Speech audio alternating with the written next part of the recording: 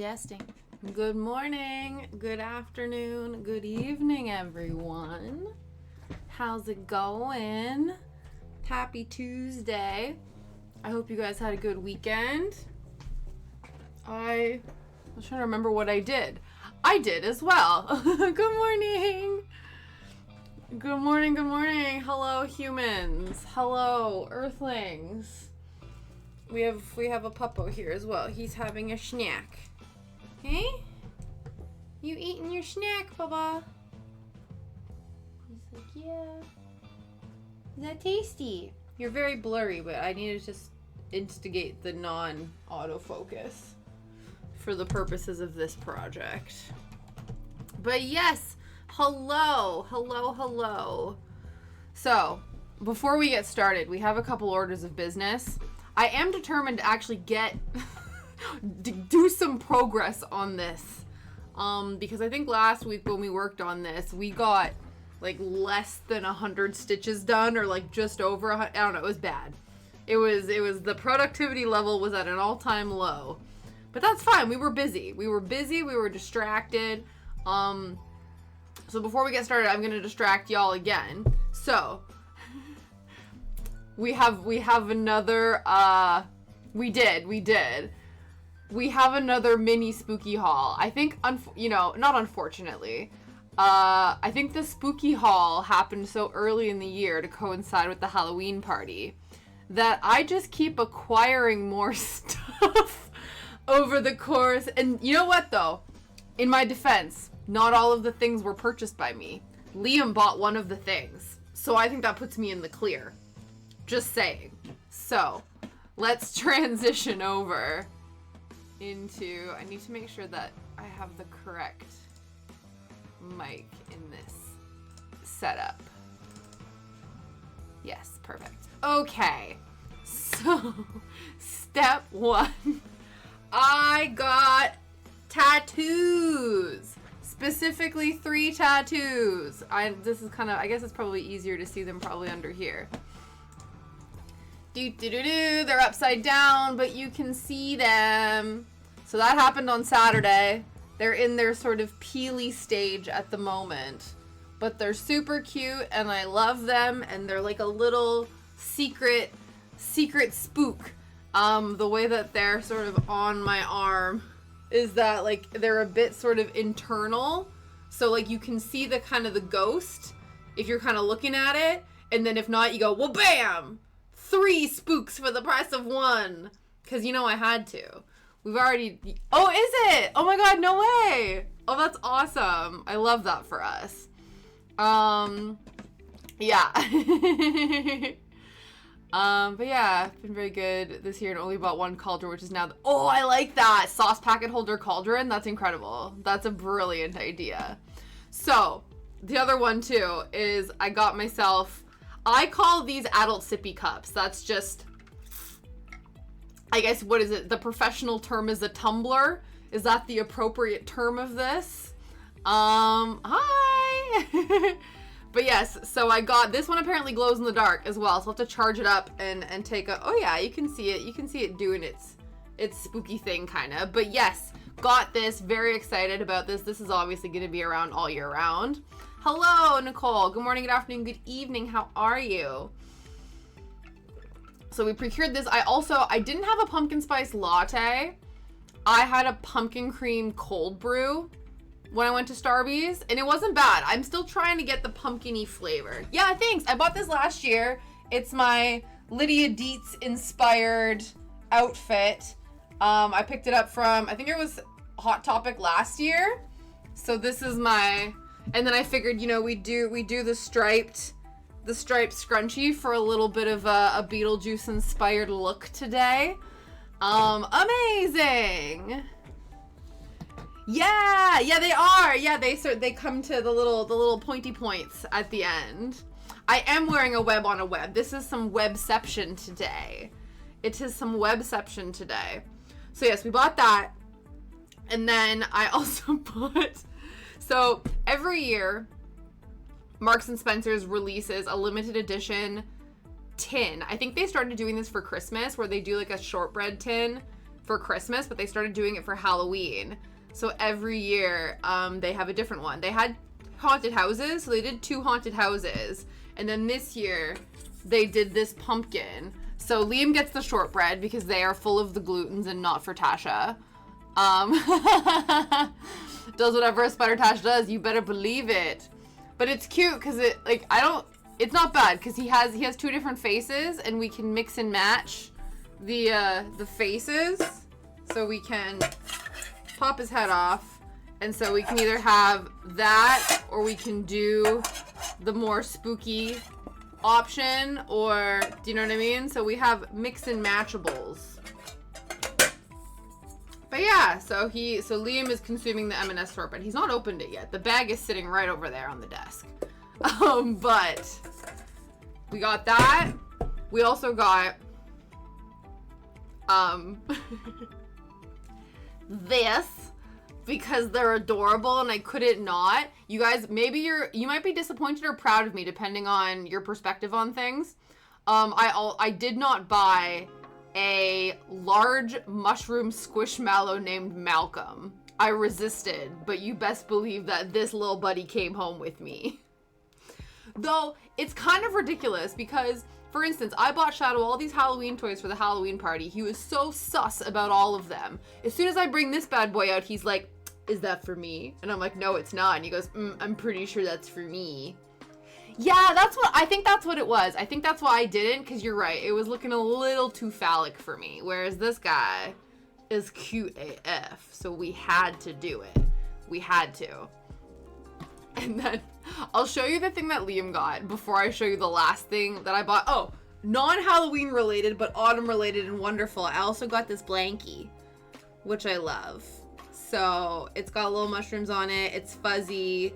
It's amazing. I love him. So this is another purchase that is in the haul, but like adjacent to the Halloween haul. You know what I mean?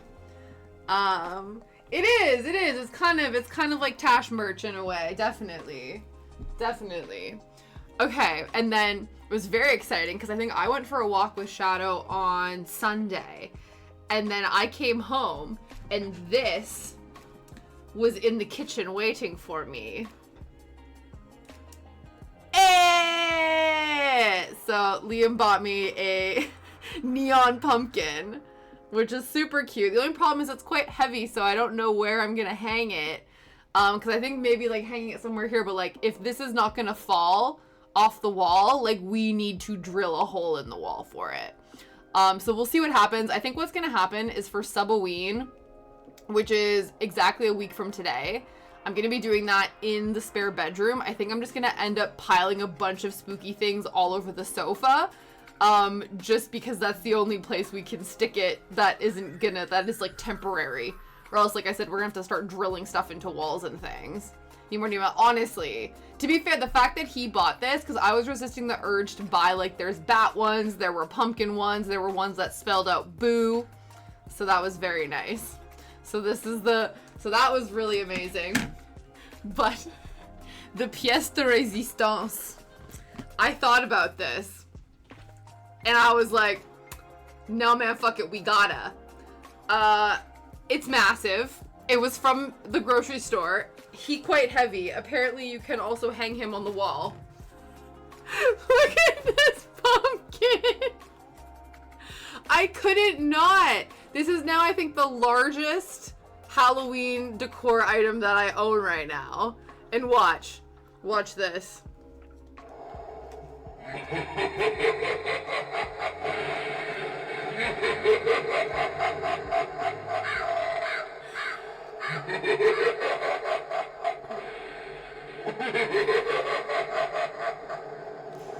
Similar to the Ghostbusters ghost, this also goes on for a long time.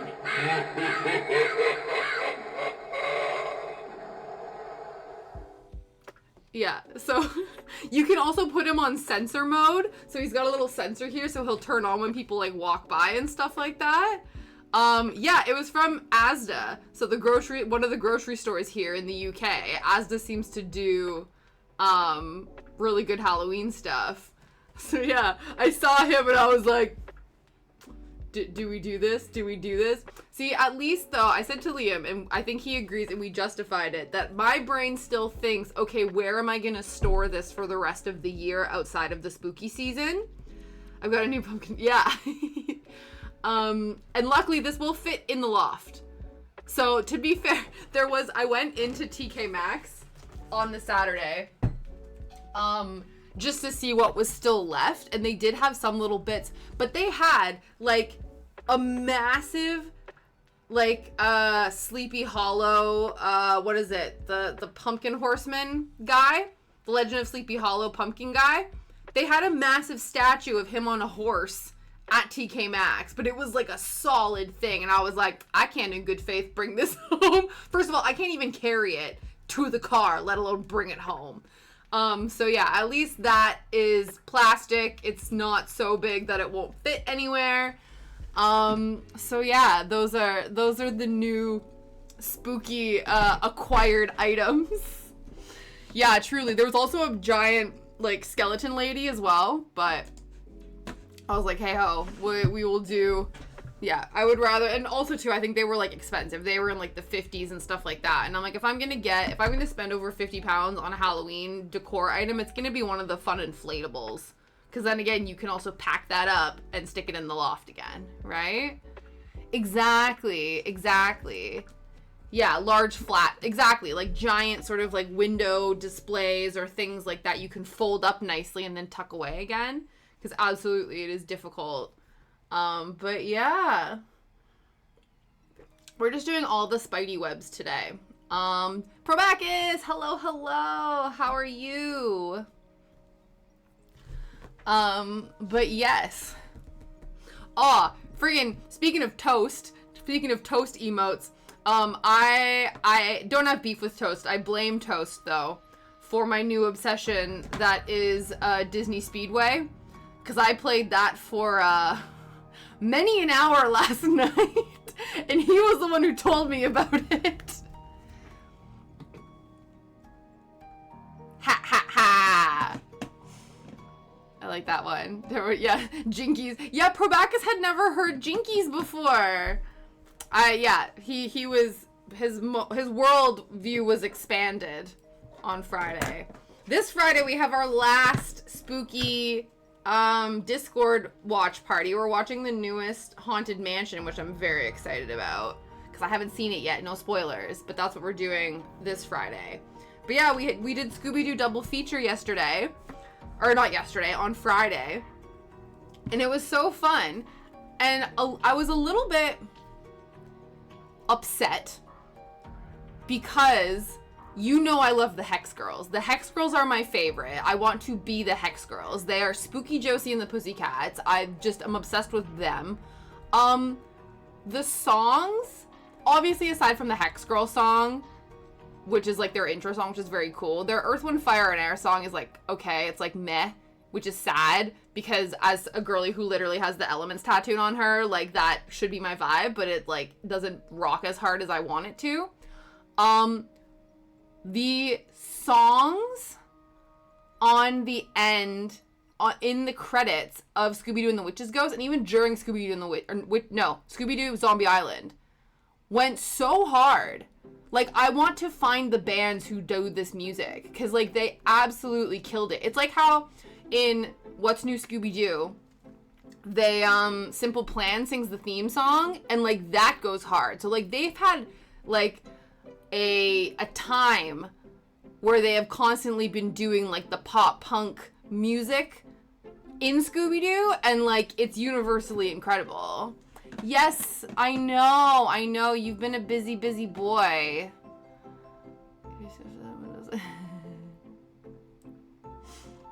But yeah, so last one this Friday, but it's been fun. Yeah, it's been chill. But it's definitely, yeah, it's been good. Like I said, I've been enjoying myself because I just sit there and watch the films as well, and I work on my diamond art. The diamond dots that we started on the channel. It's great because it's currently positioned over top of my desktop, so when I'm sitting there watching the films, I can also work on that. So I'm like killing two birds with one stone. But yeah, Scooby-Doo Zombie Island songs, S tier. Truly. Scooby-Doo and the Witches Ghost, especially the end credit songs. They were boring. They were boring, and I was disappointed. So now you know. Though Scooby-Doo and the Witch's Ghost is funny to me, because it's about... Or no, Scooby-Doo Zombie Island is funny to me. Because, like, the zombie part of Zombie Island is but a small little side addendum to the actual story itself, which is more about cats, which is interesting. So I just find it really funny. So whenever when people would ask me, like, have you seen Scooby-Doo Zombie Island? And I'm like, I've never seen a film about zombies. And then I watched it and I'm like, oh, the cat movie. I have seen that one many a time, but I just forget that that's what it's called. That was live action Scooby-Doo movie.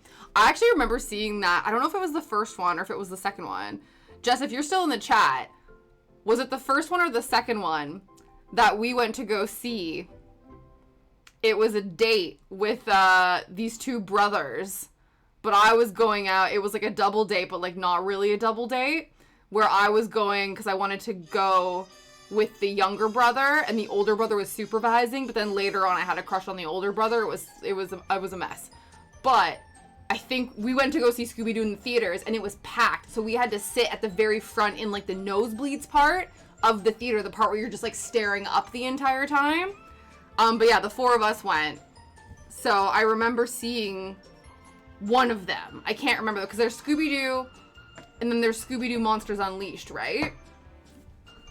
But you're right, the original live action is just like campy goodness, you know what I mean? It's very good. Especially because I've realized, like, I think I have a girl crush on Linda Cardellini, because, like, everything she's in, I'm just like, you're amazing.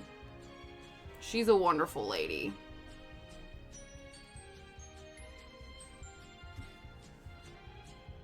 But, yeah.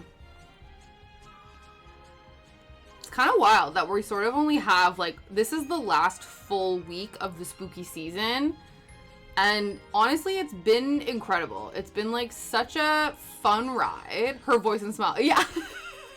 I didn't mean, honestly I'm so glad you did Gremlin. I love it. I didn't mean to yell, oh no, but you must shout your love of Linda Cardellini from the rooftops. 100%.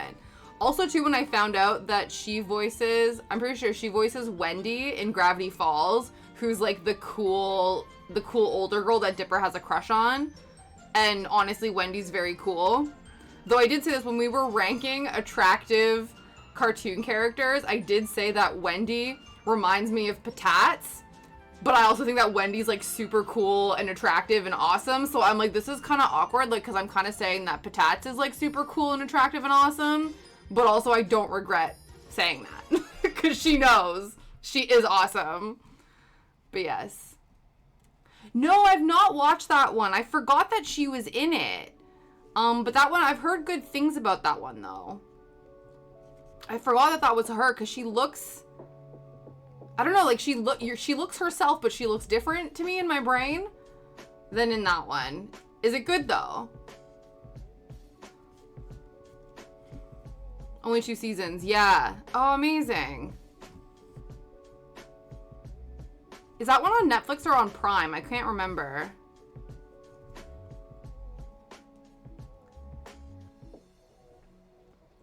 We're also drinking indeterminate or undetermined spooky black tea from my Bird and Blend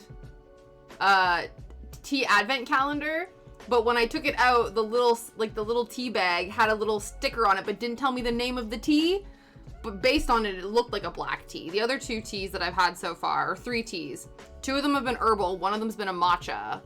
And then they had other stuff, like a tea strainer, a teaspoon, stuff like that. But yeah, when I went to open it, I was like, damn, it doesn't have a cool name like the other ones. So I actually tagged Bird and Blend on Instagram being like, guys, what tea is this? I like it. Because if I want to order more, I need to know what the tea is. You know?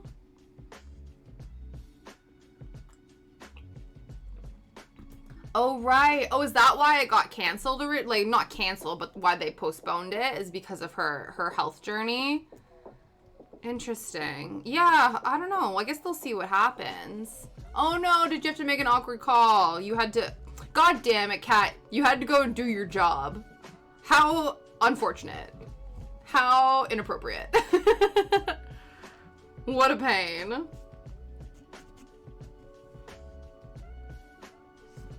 But yeah. We were just talking all about Scooby-Doo, and then we were talking about our love for Linda Cardellini, and now we're talking about the show Dead to Me. I think that's what happened. Yeah, right? The audacity.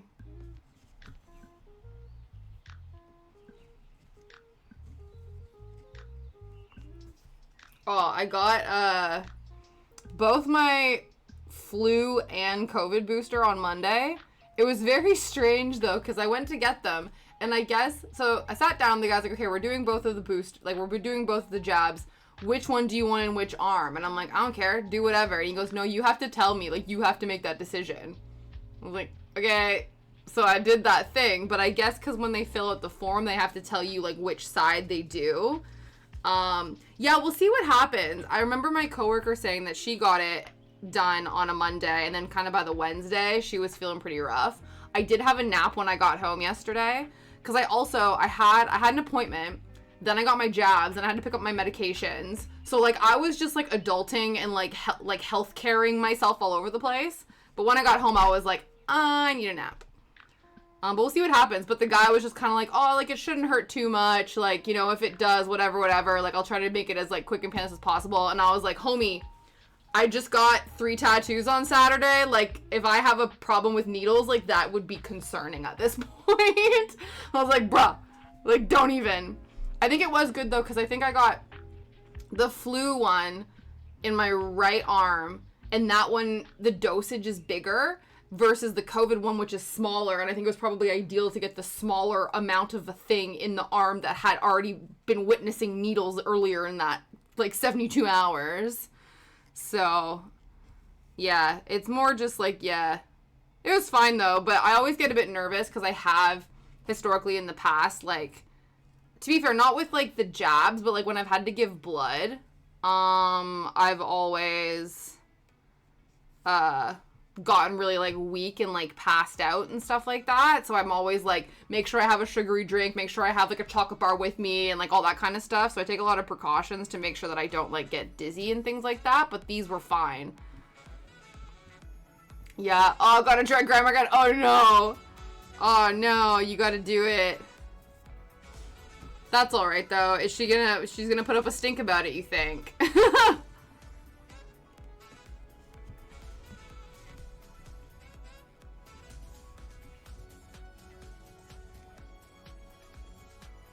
Hello. Yeah, no problem. No, thank you. Yeah, well, it made me, right? Yeah. Famous dot beast. Absolutely. I love it. Sorry to bother you. No. I'm like, we don't believe in that here.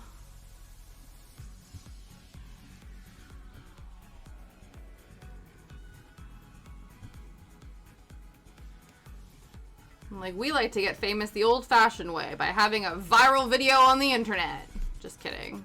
We've not. I get stoked when, like, anything I post online gets, like, 5 views.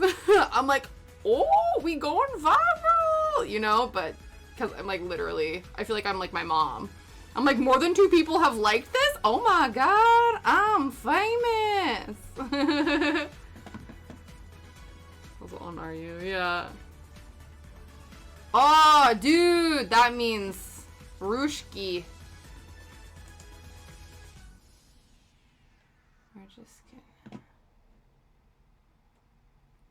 The account was literally created the day before. We're gonna...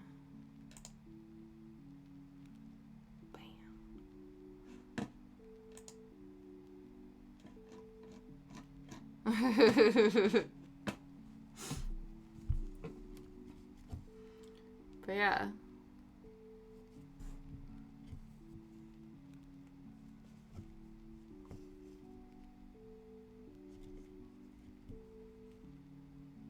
Oh my god, yes! Yes, absolutely. Absolutely. Yeah, I would feel the exact same way. anytime something will happen, like, that'll come up again, and I'll be like, oh, what?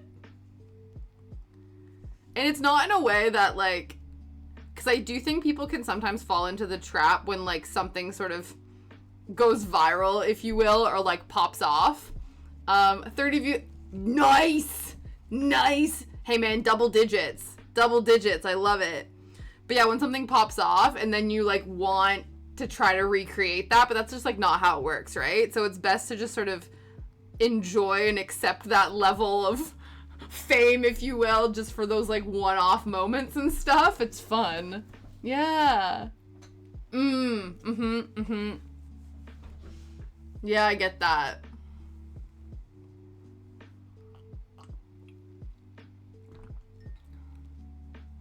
Your COVID voice? Oh no! Yeah, I had to, again, this is why, like, I had to get over the fact that anytime I get an idea, like, I had an idea the other day, I ended up making a reel about the fact that I told myself I wasn't going to buy any more Halloween decorations, and then that's exactly what I did. But I go through those things in my head where I'm like, oh, I have an idea to, like, make a video or whatever. And then my first instinct is like, oh, should I, like, do my makeup or, like, do my hair and, like, look more conventionally attractive for the algorithm? And then I go, no, I'm never gonna fucking make it. I'm just not. Like, and that was the same thing with streaming. I was like, if I tell myself that I need to have makeup on every time I stream, I'm never gonna stream because I'm gonna be too bored and lazy to do that. So it's the same thing with that, where I was like, whatever, like, look at my, to be fair, that's why, sounds shitty, but, like, that's why filters were invented. Like, put a soft, you know, just buff this a little bit. It's fine. Don't worry about it. But yeah, I definitely, like, you have those things where I'm like, okay, do I want to get the idea out there, or do I want to, like, spend all this time thinking about it, like, trying to make things, like, perfect the angles and do the things and whatever. Yeah, exactly. That's the thing, too, on Twitch. Like, we don't have... do you think there must be an extension or, like, an overlay that people can have on Twitch as almost like a Snapchat filter? Do you know what I mean? Like, that must exist.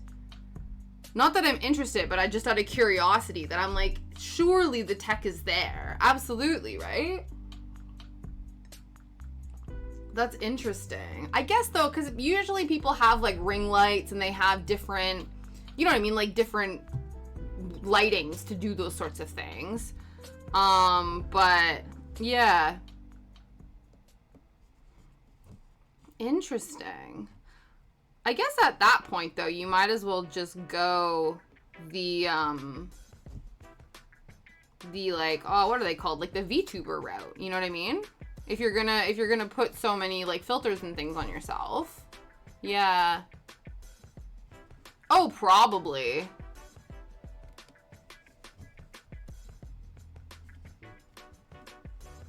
Yeah, it's like lighting and good lighting and specific angles, probably. Yeah.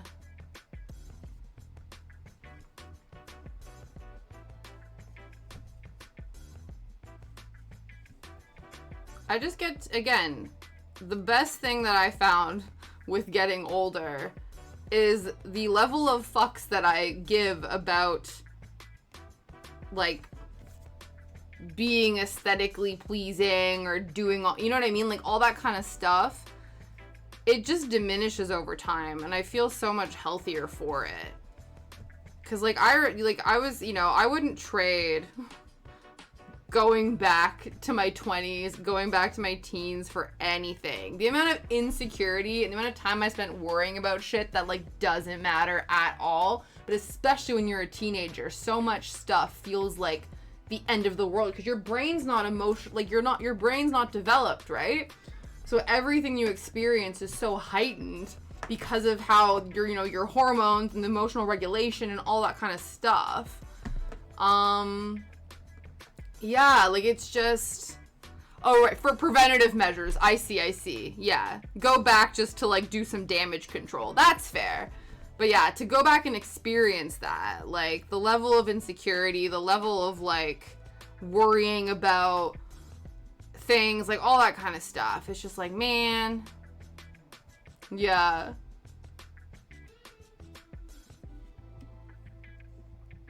I probably have to do that too. The purge.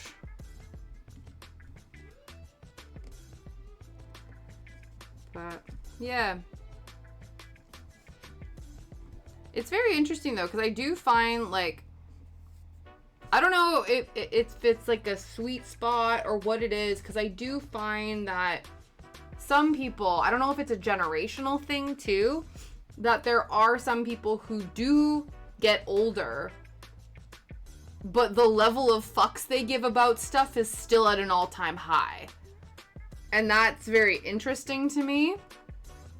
Because that just seems like a very stressful way to live. But, yeah, like, there's people... Because I think even social media aside, like, I think, obviously, like, younger generations and sort of, like, our generation in-betweeny sort of stuff, like, there's that desire to curate yourself on social media. But I find that there are people in the older generations that still do try to curate their life outside of social media. So it would be like through conversations or through like their home or through their appearance and stuff like that. And it's like, it's the same, it's two sides of the same coin, you know what I mean? Like, I think as much as everyone's like, oh my god, like, you know, the Gen Zs or whatever who are so obsessed with like filters and how they make themselves look and all this kind of stuff and whatever. And then I think, and I'm just like, okay, but you also beat yourself up over the fact that you ate like 2 biscuits today. Do you know what I mean? Like, it's the same level of anxious curation. It's just not happening online. But it's the same desire to control a narrative, stemming from like anxiety and a sense of belonging and self-worth and all that kind of stuff. Social media is dead for me. Only Discord survived. Yeah. Yeah, absolutely. Yeah. I think the only reason, yeah, Facebook I have because my grandma's on it. Mine's still mostly Instagram. But it's mostly for dog videos and spooky art. I accept emails or direct phone calls. Amazing. Really? You have a rogue curl. It just can't be tamed. A rogue curl cannot be tamed. I love it.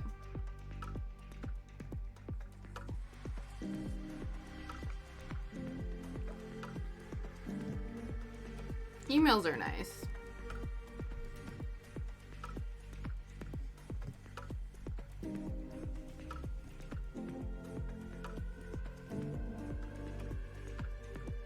It wants to go forward, I want to go backwards. Yeah. Yeah, that's fair. So it's going up. It's like, I will not go. It's just, you know, it's got a fighting spirit. I will not be tamed.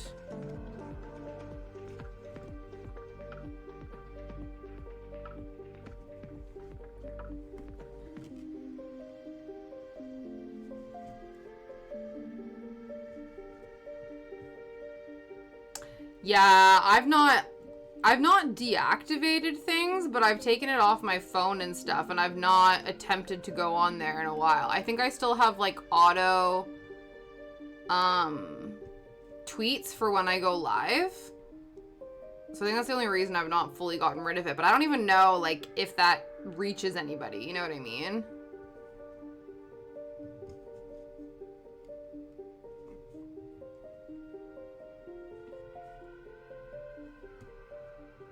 It's the algorithm, baby. They want engagement. They want to rally you up, and unfortunately, people only seem to engage with things that rile them up. People are much less likely to engage in wholesome content. And engagement is what fuels the capitalistic social media algorithm gods. Cesspool's the name of our Slack chat? That's amazing. I love that.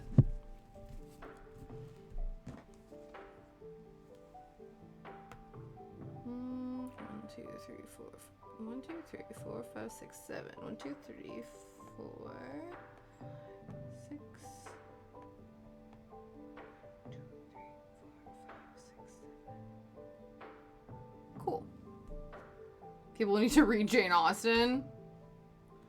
Oh, the classiques. The classiques. Give us our pitch, Probacus. Why do people need to read Jane Austen? And which Jane Austen?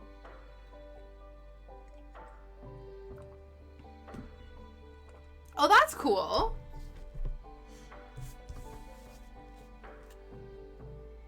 Yeah, it's always nice when you can sort of curate something and then you can move it to different spaces. Yeah. Yeah, I've only ever heard of Slack within, like, workplace settings. Persuasion, yeah.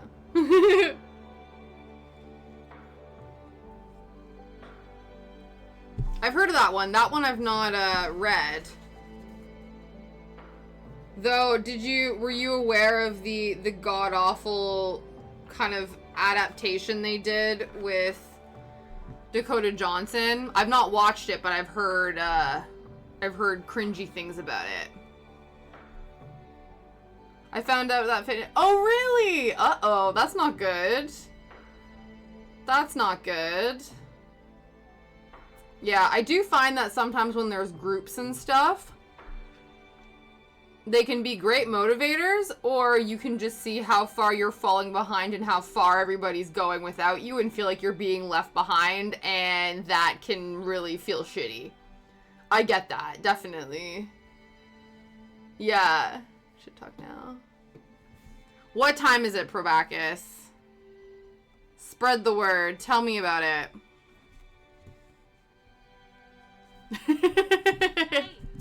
Check your posture. It's health check time.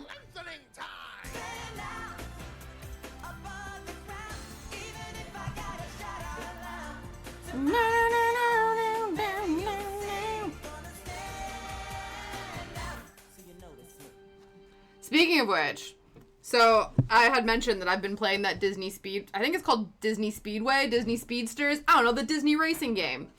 And of all of the characters I've unlocked so far, Goofy is the most goated. Goofy is my number one, my ride or die right now. I don't know if that will change, but as of right now, he is the favorite person to race with. Yeah, geez, Probacus, have you not ever heard of a Goofy movie?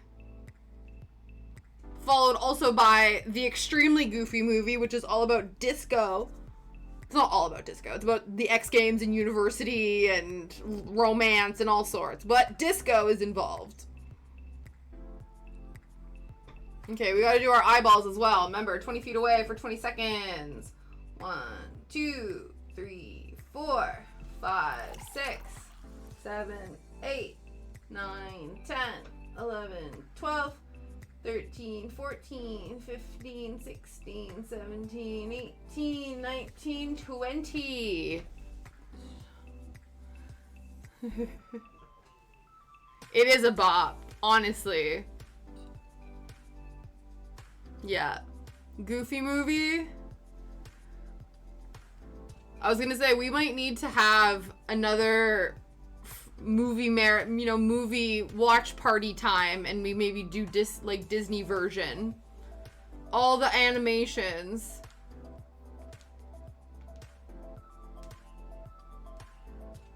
T for Dren, thank you very much for the follow. I appreciate you being here. Alright, we gotta do... Okay, up. So we do our eyeballs. We go 12, 1, 2, 3, 4, 5, 6, 8, 9, 10, 11, 12, and reverse. 12, 11, 10, 9, 8, 7, 6, 3, 2, 1, and we take a drink of our tea. Right. Oh, that's fair. That's fair. In the 3rd grade.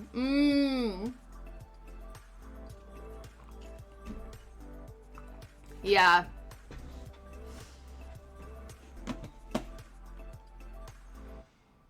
That's awesome. Yeah, apparently, again, I don't have this memory, but it has been told to me that the very first movie I ever saw in theaters was The Lion King. I think that came out in like 94, so I was 2. So the very first movie I ever went to go see was The Lion King in theaters. And then just to think, like, The Lion King came out in theaters, and then you realize, like, damn. Yeah, 94. So I was 2. Oh, guys, speaking of baby Tasha, I asked my dad to send me over any more, whatchamacallit, any more, like, baby Tasha Halloween photos, and he did send some more, so I am gonna curate them for Subhalloween. We're gonna go through them all. There was even some costumes that I completely forgot about. I was like, oh yeah, I totally forgot that that was a thing that I did. So I'm very excited. I have to follow up to see if he's found any more. Because I really want to see if he can find the photo of my... I don't know if it's in ones I already have or not. But when I was Pippi Longstocking and I kept smacking people in the head with my hair that stuck up either side. Oh, it's Oliver and Company. Ooh! Yeah. I always forget about Oliver and Company. Yeah, that's fair. But considering, to be fair, considering how old some of those Disney films are, in the 2000s, you should have been able to pirate all of the Disney animated classics, aside from the newer ones. But...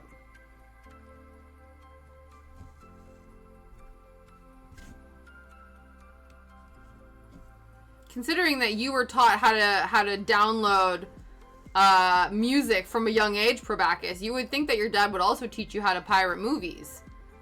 Ergo, you could have easily watched the Goofy movie. I'm just bugging you.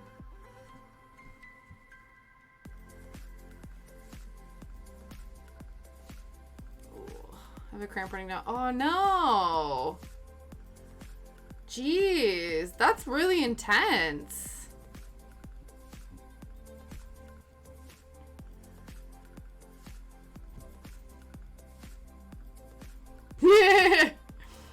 Yeah. Like I said, you just gotta find someone with a Disney Plus account.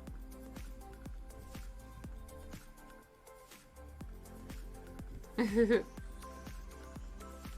yeah, that's a very, yeah.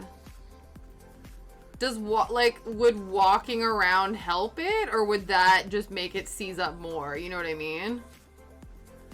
If you, like, did a little stretchy stretch.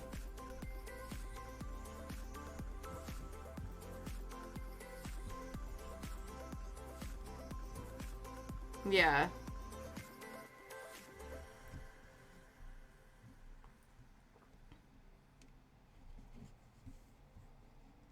I don't know comparatively, like compared to all of the other, for a couple more days? Really? Oof. That's frustrating. This isn't even just like a 8-hour thing. This is like a few days thing. Jeez. All my chronic pain peoples that have all these things that last multiple days, I feel for you. That's so rough. Yeah, go grab some water. Hydrate! Oh, interesting. Yeah, to be fair, they're doing different promos and stuff here too, but it's funny because I think they're doing that because they're mostly going to, because I think they're gonna go the way a la Netflix, where I think starting in the new year, I don't know if it's before that or in the new year, they're gonna do the cutting down on the password sharing, which is garbage. But there is ways around it. I know that like Netflix has implemented things that there are kind of ways around it that require more money, but maybe Disney Plus will do the same. We'll see.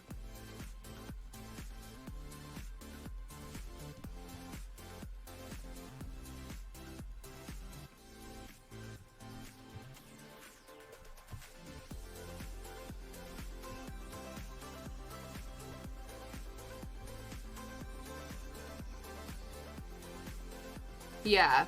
The one thing that they, because I know with Netflix, it's based on household. So basically, if you are running Netflix in different households that have different IP addresses, then I think that's how they get you. So yeah, if you were gonna run the same IP address in 5 different households all over the city, because that's what we do with our family. We don't run those, but like that's what I mean. Inside the house, all of the devices that share the same IP address is fine. It's when it's outside of the home that then they're like, haha, you're not allowed. Unless you, yeah, there's like different account levels that you can do. But it's a shame. It's annoying. But the thing is, though, unfortunately, it worked. So what had happened was, because originally, I think everyone was shouting up a big stink about it. They're like, fuck you, Netflix. Like, you know, screw you. Why are you doing this? But it worked, and it did increase their user subscriptions. So I think all the other streaming platforms are like, wait a second, because capitalism and everybody's fueled by money, they're gonna start following suit because it did work for Netflix. If it didn't, if everyone, like, you know, put up a stance and was like, we're not gonna do this, then maybe it wouldn't have developed that way. But people want to watch the Netflix, I guess, so they did. They paid more money, and Netflix was like, exactly. Set up a server and route all the... Yeah. To be fair, Liam is Mr. IT man, so I might have to be like, listen, we'll do that.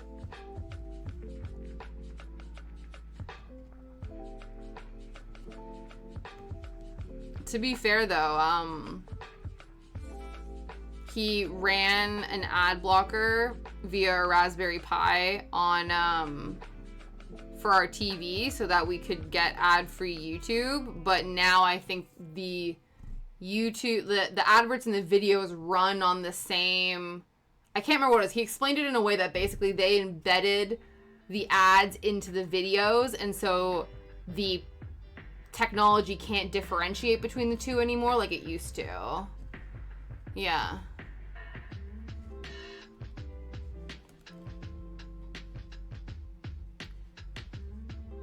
So who knows? Because even technology can only go so far. Oh, absolutely. Absolutely.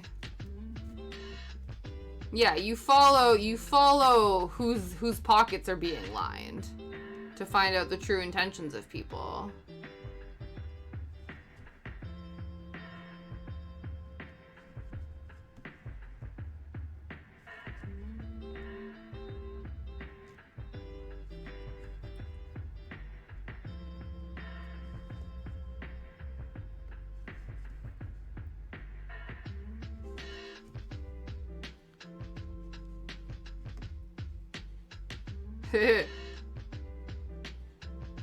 Yeah, absolutely.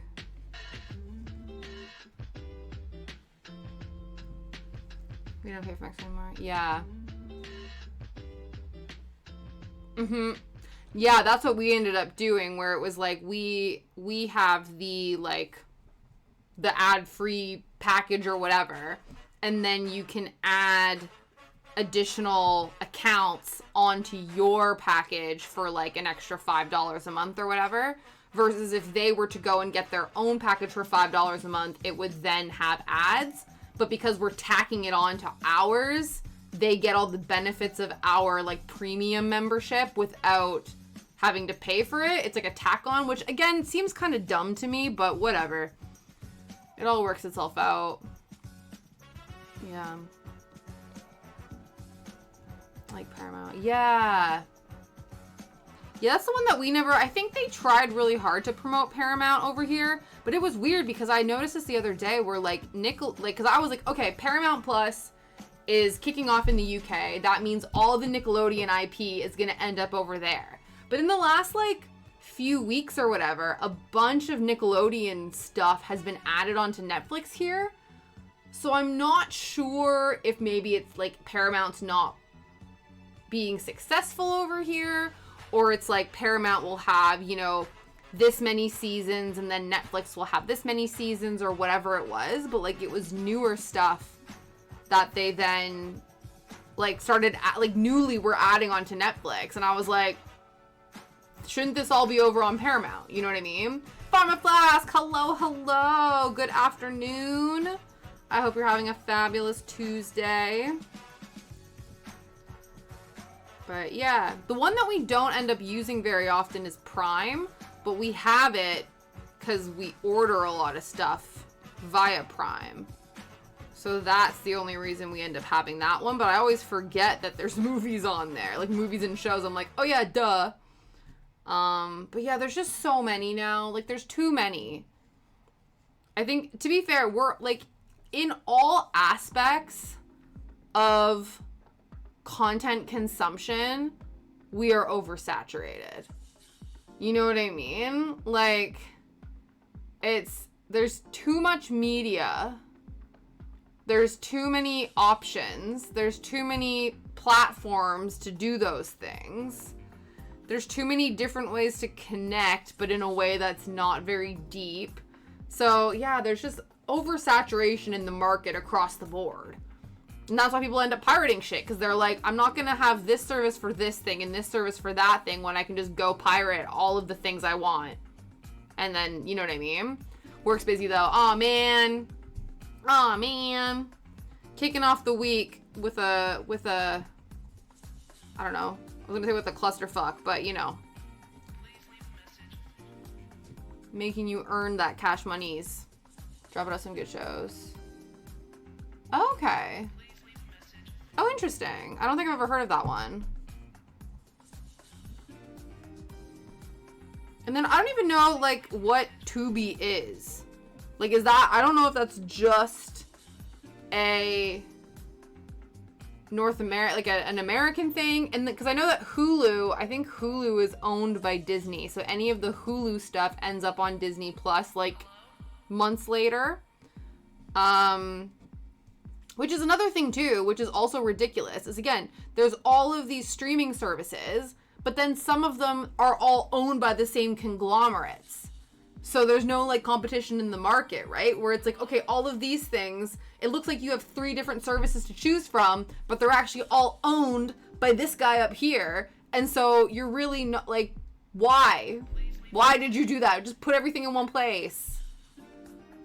Because they want more money, because they're hungry, capitalistic, greedy bastards. But yeah, it's wild. Oh, the same people did College Humor. Oh, interesting. Yeah, they sort of picked a lane. That's interesting. What is it? Yeah, I don't know. They don't own Netflix. Yeah, because isn't it? It's interesting, 'cause especially, I don't know if you guys were following the WGA strike at all, and obviously SAG-AFTRA is still on strike, so that's the actors union. But learning more about, like, the people that, like, the AMPTP, so that's like a conglomerate of the however many, I don't know if it's like 5 top, like, media production companies or something like that. And some of them are, like, actual production companies, right? Like, they are ones that their whole purpose is making media and content, right? But like, some of the other ones are, like, Apple and Amazon. So, like, that, like, it's almost like their creation of movies and shows and stuff is, like, a little side hustle for them. Because they're busy running these corporations. And then it was really interesting. I was listening to a podcast about this, where when you think about it, like, places like Amazon, places like Apple, like, for them, they're almost like, what the fuck? Because their warehouse workers and things like that are not unionized.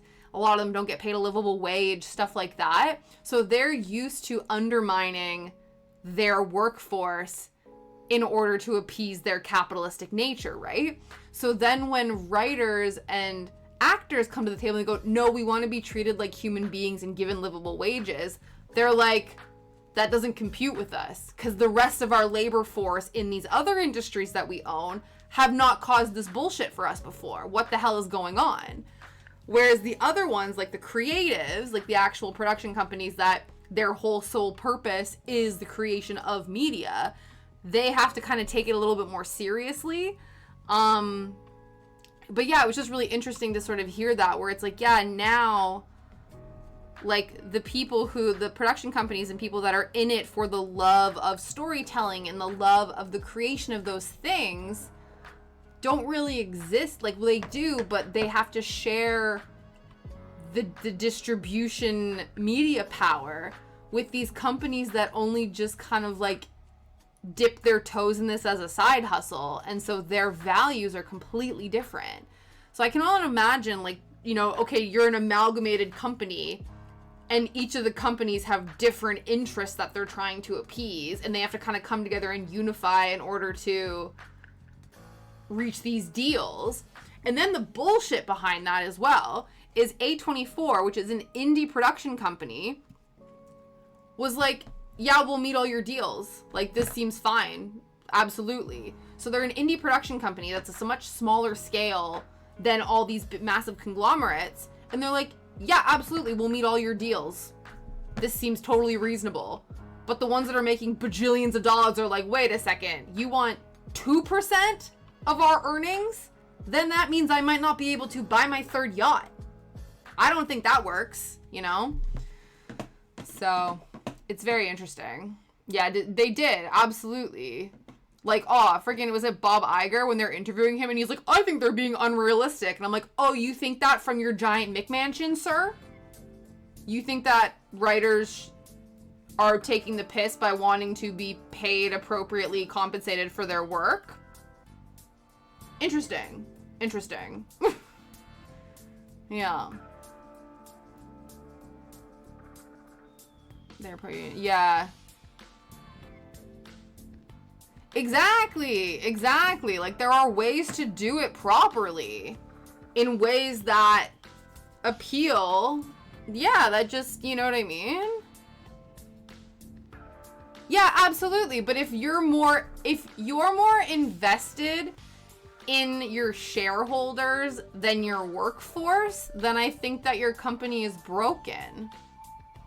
Do you know what I mean? Because your shareholders are also all your megalomaniac brethren. Do you know what I mean? Like, a lot of the people who have the majority of shares in a company, obviously there's, like, you know, Joe Schmo who's, like, has a Fortune 500, and he'll make, like, $50 from investing in something like that. But it's like, okay, but the welfare and the success of a company is on the backs of its employees. So the employees should be appropriately compensated for that. And if you can't do that and also appeal to your shareholders, maybe you shouldn't be a publicly traded company. And you have to completely rework your system in order to do that. I just think as soon as you take the humanity out of a business, it then just becomes rife for human rights violations. Yeah.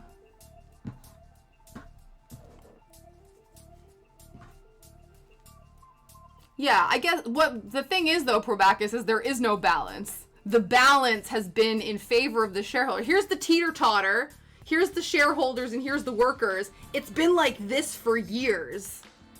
So all they want to do is do this. Do you know what I mean? Like, this is where it's been balanced for years. So there's a way to do both. And if there isn't a way to do both, then like I said, your company is fucked and you need to sort that out.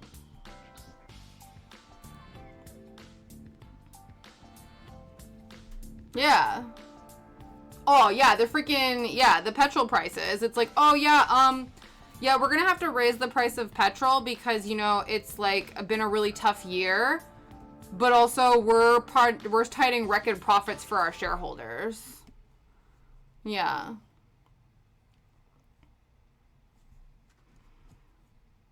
Yeah, absolutely.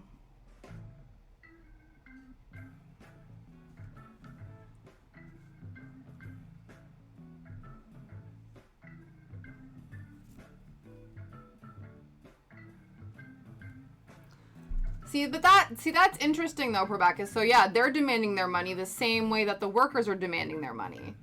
It's a chicken or the egg thing, right? Something can't get made unless there's money to invest into it, but it also can't get made if the people aren't there to make it. You know what I mean? Your money's no good if you don't have artists and writers and performers to make the thing.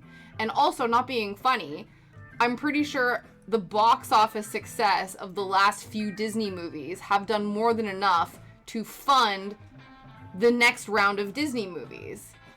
So I do think there is a lot more corporate greed there than just, oh, you're giving us $50 million to make a film that is expected to make $25 million, and we'll give you 15% of that, and your writing staff want 2% of that. But they're the greedy assholes. You know?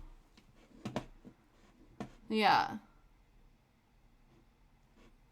Exactly. They did. They lost more money not coming to the table.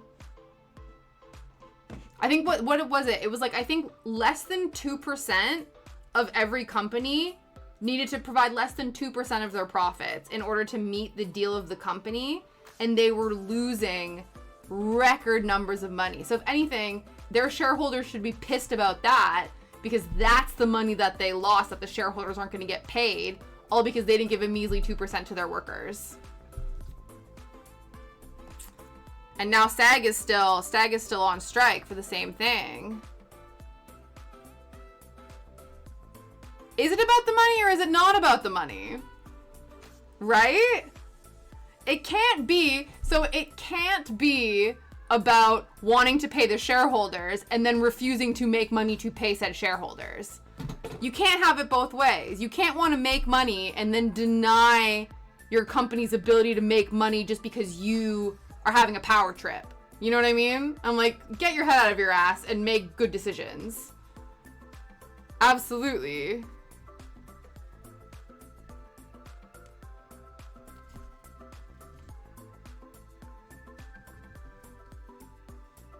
Yeah, I don't have time for that, honestly. A company is only as successful as its workforce. And so if you're gonna treat your workforce like shit, your company deserves to have shit happen to it. Like, I don't care how successful you are. I don't care who the shareholders are. I don't care. You know what I mean? It's like, your workforce allows you to be that rich and find investors to then continue to make that rich. So if you don't have the humanity and the compassion to allow people to live off of the work that they do, then that's categorically fucked up. Yeah. Yeah, absolutely. It's like, it's almost like, how dare you? Like, how dare you exist in a $60 million mega mansion that was built on the backs of the labor of people that are now unable to afford health insurance, are unable to feed their families, are unable to have a place to live, but you employ them. So that says more about you as an employer than it does about the employees. Yeah. Yeah. Absolutely. That's why I think all CEOs should have to work a month making the lowest salary in their company. So if your cleaner makes minimum wage $12 an hour for a year, guess what, buddy? That's how much you're making for the year, and you tell me how much you like it. Because I think that's the thing too, because it's the same thing with the government systems, right? If you grow up never knowing working class people, you have an inability to relate to them, so you don't see their problems as your own. You don't see people as people. Why?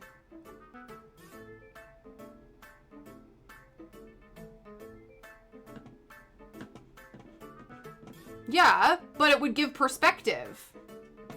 I think perspective needs... I'm not saying it has to be forever, but I think there needs to be a humanitarian perspective and understanding that you're expecting people to perform a job and be able to live comfortably doing that job.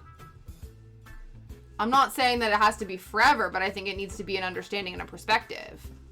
I also don't think that billionaires should exist. I know we do fundamentally disagree on some of those things, Probacus, but I definitely don't. Yeah, I think that there's so much wealth inequality in the world that there's no way that the billionaires in the world made that just by pulling up their bootstraps and buckling down. That's intergenerational wealth that has never had a chance to be shared with the majority of the population, and it should be distributed equally. Yeah.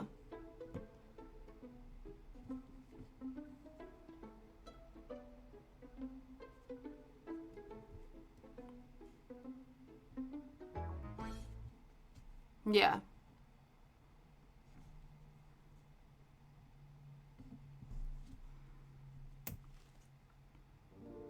I think there's a desire for, like, the American dream. If you just try really hard and work really hard and be able to pull yourself up from your bootstraps, you can achieve Bill Gates levels of money. And it's like, you absolutely cannot. All of those top CEOs come from intergenerational wealth. All of those top CEOs get government handouts. They get compensation. You know what I mean? Like, you have to have money to make money.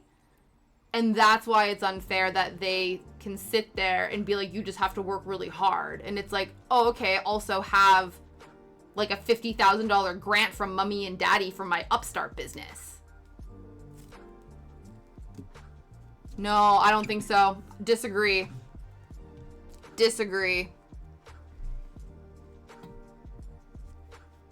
Yeah.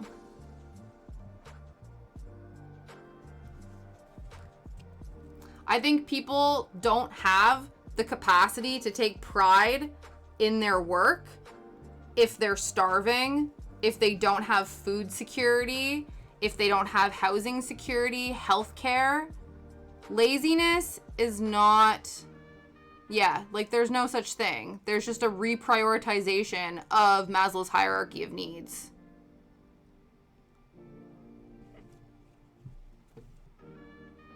And there are some people who genuinely don't want to work. And honestly, that's why universal basic income should exist. There's people who can't.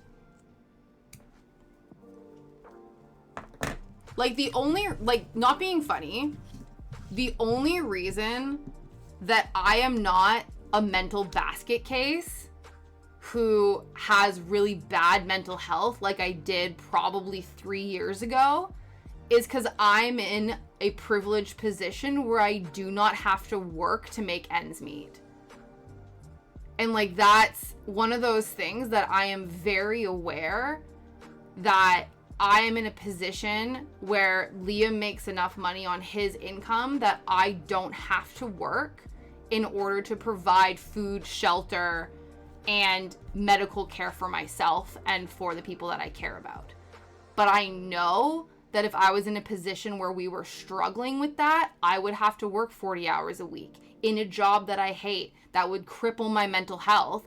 And therefore, you're right, I would not be productive. I would be lazy because my brain would be hijacked by the increased anxiety that I feel having to do things like that every day. So I understand those different things, but I think, you know, the creation of capitalism and society is less than, it's like 100 years old. It's less than 100 years old. The system and the institution only really was bought on by the Industrial Revolution. There was a time, hundreds of thousands of years before that, where society existed in a way that was beneficial to them and did not cause these mass levels of inequalities. So there is another way to do things. People are just really proud and really greedy that there needs to be a coming of an understanding of, listen, we are all humans, we're all in this together, and we want humanity to survive. And so we need to come together as a species and not just be out for individualist society. That's the thing that I think happens. I think, unfortunately, individualism and capitalism are very intrinsically tied, and it's very much you have to be out there supporting yourself and your own individual interests, as opposed to sitting there being like, wow, I don't need all of this. Who am I? You know what I mean? Like, I don't know. It just... I have a book that I need to read. It is literally like, I forget what it was. It's literally called The 25 Things That People Don't Tell You About Capitalism, because I do not have proper arguments to the validity of these things. But I do feel very passionately about how fucked I feel the income distribution of society is. But I do not have the language to cite appropriate sources. But I am going to go through the process of educating myself in order to have those proper arguments. Because there are books out there, there are things out there that explain how that system was built and how that system became corrupted. And so I'd like to have the language to be able to have an intellectual argument with you about it. But until then, I kind of just have my emotions.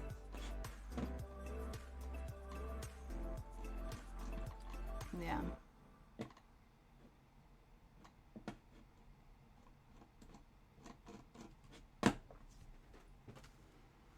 All right. Sorry, that got a little aggro. That got a little aggro. I know. It can be difficult, though. I think especially when... I think sometimes it's hard... And I think this is something that I've also had to learn to work with, is sometimes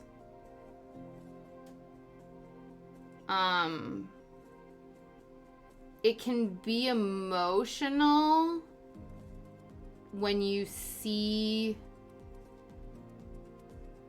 like inequality and stuff happening in the world. And there seems to be such a resistance to want to do things about that. And sometimes I think when we have arguments like this or discussions like this, there's this emphasis to be like, we need to have like intellectual, facts-based, devil's advocate back and forths. But I think sometimes that is difficult for people because you're playing devil's advocate with their real life. And then it sounds like their life is just like a pawn in your intellectual debate. And I think that then when people get upset about that, they're then touted as being overly emotional or being irrational or not looking at something logically. But it's kind of difficult when you're in the thick of this thing that is in some ways ruining your life and your existence to then think about that rationally. You know what I mean?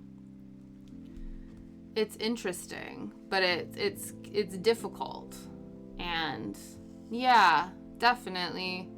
Absolutely. I also think too that location, culture, race, gender, all those different things have impacts and factors in our way that we see the world and also the way that the world exists for us. And so, yeah, it is interesting and different. And also too, I think it's also important when you discuss like whether it be structural inequality, income inequality, like racial, gendered inequalities and stuff like that, that there is differences in different countries, right? Like the rights that you're fighting for in Canada, in the UK, in North America are different than the rights that are being fought for in India, in Sri Lanka, in China, and things like that, right? And so sometimes it is not a lost in translation thing, but I think that everybody's, like you said, the perspective will change depending on the real world fights that you're having to have.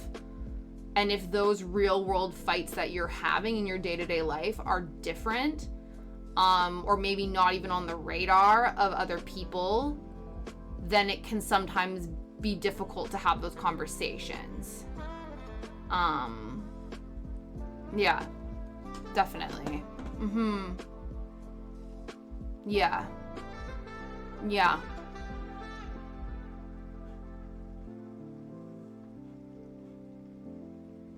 Yeah, definitely. Oh, especially in the States. The States, I was talking to someone the other day about this, how I was like, for a first world country that is supposed to be the pinnacle aspiration of the way to run a society or a country, that feels like one of the least safe places right now in comparison to other first world countries. Which again is another sort of hierarchy that we place things in based on what we value from like a Eurocentric society, right? So like certain countries are third world or they're underdeveloped. But I think again, I'm just paraphrasing, but I think the value we place on countries is based on the capitalistic structure. So because these third world countries or underdeveloped countries don't have like a blossoming global GP, whatever, they can't contribute to the flow of income and all that kind of stuff, they're seen as less than countries than these first world, more established countries that have these capitalistic eco structures in place. I'm not saying that that's better or worse, but I just think that it's interesting that like we look down and talk down to different countries as being less than, but it's like not being funny. Half the time you watch a documentary about like an underdeveloped third world country and they're full of the happiest people ever. They might not have access to running water and they have to walk 3 days to get to school, but there's so much joy and happiness there. So why is that? Do you know what I mean? Like, if this is supposed to be so amazing and so much better for people, why are we so chronically unhappy, even though we're in the quote-unquote better system? I don't know. Yeah. Mm-hmm. Yeah. Absolutely. That's the thing. I think that's why it comes down to a humanity perspective. Especially if you're a politician and you don't value the life of the constituents that you're supposed to be serving. That sounds like you're not a politician of the people. It sounds like you're a politician of your friends and you just want to continue to insulate and support your network of people, but that's not what makes up a country. That's not what makes up a province or makes up a town, right? It's full of people that are from all walks of life, from different income backgrounds, people you might not like, you know what I mean? Like, there are people who are rude, who are mean, who I would never want to be friends with in real life, but I don't want them to suffer. I don't want them to not be able to afford food. Do you know what I mean? Like, I want people to, I want people to be able to live, even if you're an asshole. I just don't want you to be in my orbit. Obviously, as long as you're, again, preface this, as long as you are not hurting yourself or others in a way, you know what I mean? Like, you can be an asshole and not be causing actual harm to people.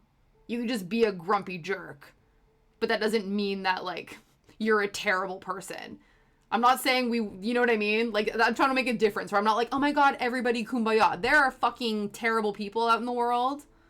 Yeah, like, there are terrible people out in the world, and that is different than somebody who just has a personality that you clash with. You know what I mean? I just want to make that very clear. I'm not, like, supporting all of the terrible people. It's just, you know, there's people that I wouldn't want to be friends with, but I don't wish them any harm. Unless they start doing harm onto others. In that case, I'm like, listen, cut it out. Yeah, absolutely.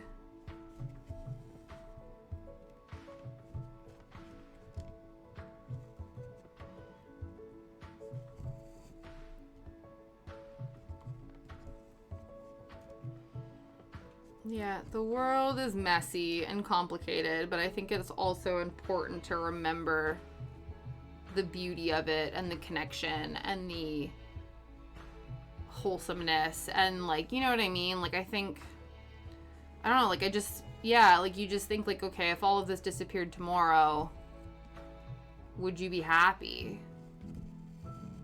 And if you need things, money, to make you happy, then I think you need to fundamentally reevaluate what it means to be human and what it means to find happiness in life. It's interesting because, her in prison. Yeah, that's fair. I think it's interesting because there's one of my favorite bands, the Veronicas. They just released new music. They're releasing a new album soon, but they have this new single that I've been obsessed with. And it's basically talking about how, like, we have such an obsession with, like, I guess the idea is, like, the strive for perfection and what does perfection mean to you? And, like, you're trying to curate this life that is so impressive and fabulous, but at the end of the day, we all die. Like, and that sounds morbid, but I think, like, I've been watching a lot of creators lately that it's almost like there's a beauty and a simplicity to that, where it's like, regardless of your status, regardless of how much money you make, regardless of how famous you are, regardless of how pretty you are, how much work you've gotten done, we all die. Like, that is universal, regardless. So why the fuck does any of this matter? Do you know what I mean? Like, that's kind of, like, in, like, a nihilistic way, not like in a, oh my god, everything sucks, like, why does this matter? But in a way of, like, in a freeing way, as, like, yeah. And that's another thing, too. Like you said, you come in with nada, you go out with nada. That was another thing, too, in this book that I read, where it's like, your entire life is rented. Like, you don't own any part of it. And obviously, legally, you own a house, you own a car, you own whatever. But, like, when you die, you give that all back. And the whole concept, like, the definition of renting something is you are having it for a temporary amount of time, right?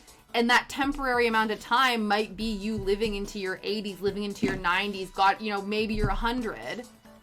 But then when you die, all that stuff goes away. You don't bring it with you to the grave. You don't bring it with you to the afterlife if you believe in that. So your entire life, you are just renting this time. You are renting this existence. And so, like, I don't, like, it just, you know what I mean? Like, it's one, it's not that serious. And two, yeah, the things that we strive for, we just, like, we all give back in the end, you know? Yeah. Absolutely. Absolutely. And I think that's been the beauty. There's a bird, like, just chilling on my windowsill. Interesting. I need a weighted blanket, yeah. Yeah, like, it's just, yeah. Yeah, and again, I think that's the way to, they do weighted stuffed animals. I'm sorry, wait, hold the phone. They do weighted stuffed animals? Excuse me. How did I not know about this? How did I not know about this? Yeah, there's birds hanging out in those rafters. Weighted stuffed animal. Oh my goodness. Well, I love that. You could get a weighted for anxiety stuffed animal, like a sloth. Look at this. Oh my goodness. Wow. Wowie wowie. Holy shit, the link. It would need to be massive. Amazing. Let's see this. Oh my goodness. Yeah. I guess because you only really need it to kind of weigh on, like, your sort of chest area, right? Not like your chest, but, like... Wow. Hey, I love it. check your posture. Oh. Time. Okay, let's do some stretching. Let's do some stretching while we get existential. I don't know, it feels apropos on the spooky season for me to just talk nihilistically that, like, we all die in the end and nothing fucking matters when you really think about it. You know what I mean? And I don't mean that in a doom and gloom way. I mean that in a, like, freeing way of, like you said, Gremlin, where it's like, yeah, you fuck up this one thing and, like, in 2 weeks' time it doesn't matter. In a year it doesn't matter. You know? I think again, and that's the other thing, too, that I enjoy about being older is, again, the less fucks that I give. Because, like I said, when I was in my teenagers and my 20s, everything felt like the end of the world. You know what I mean? Like, everything felt so burdensome and, like, such a tragedy. And then you, like, look back now and I'm like, I don't even remember the shit that I was, like, upset about, you know? Except for some exes that fucked me around. But, you know, that's just, like, universal. Everything felt like 2012. Yeah. Did anybody actually watch the John Cusack 2012 movie? Art is a lie, nothing is real. Oh, is that from that Inside? I never watched that. That's one of those things that I feel like I probably would love. But yeah, did anyone actually ever see was it with John Cusack? I think it was. 2012, the Apocalypse movie. We're looking out the window for 20 seconds. 1, 2, 3, 4, 5, 6, 7, 8, 9, 10, 11, 12, 13, 14, 15, 16, 17, 18, 19, 20. Eyeball check. Yeah. I feel like it's one of those that it should be on my to watch list. 3, 6, 7, 8, 9, 10, 11, 12, 11, 10, 9, 8, 7, 6, 5, 4, 3, 2, 1, up. Whew! You think you saw that movie? Yeah. Just wondering if anyone remembers it. I assume it wasn't very good, but I know it kind of, you know what it is? It looked like an apocalyptic version of that movie The Day After Tomorrow. 2012. Came out in 2009. Yeah. Jackson Curtis, a discontented writer, battles against all odds to keep his family secure when a series of apocalyptic calamities threatens to decimate humankind.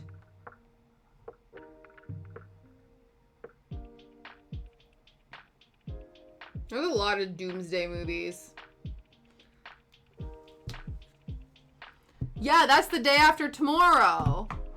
Which, again, it feels very similar, but that's just more like climate changey, right? The Day After Tomorrow. That one came out in 2004. When a sudden worldwide storm begins to plunge the entire planet into a new ice age. Paleoclimatologist, that's a mouthful, Jack Hall undertakes a dangerous trek to New York City to save his son from disaster.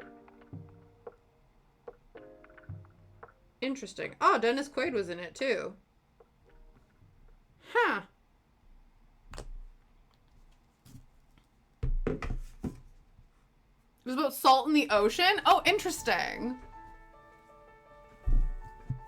What was it? What?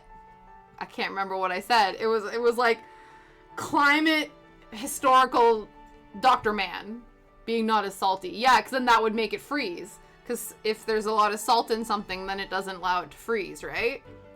That makes sense. That makes sense. See, I know science. Sort of. Kind of. Aw, I saw Salienation. Oh, wow, that's a fun big word, too. I was Googling, because it's, Liam's cousin's daughter's first birthday next month. And we were I was looking at, like, there's this account that I follow on Instagram, and she does, like, diverse book children's book recommendations and stuff like that. So I was looking through all of her recs and stuff, and there's ones, oh my god, let me see if I can find them. They're like Baby University, and they talk about, like, what was it? These Baby University books. Yeah, and it's like these, you know, like the kind of paper board, like the plastic board books, but they're about, like, quantum physics for babies and, like, Newton physics. And there was one about, like, what was it? What was it called? Astrophysics, robotics, quantum mechanics.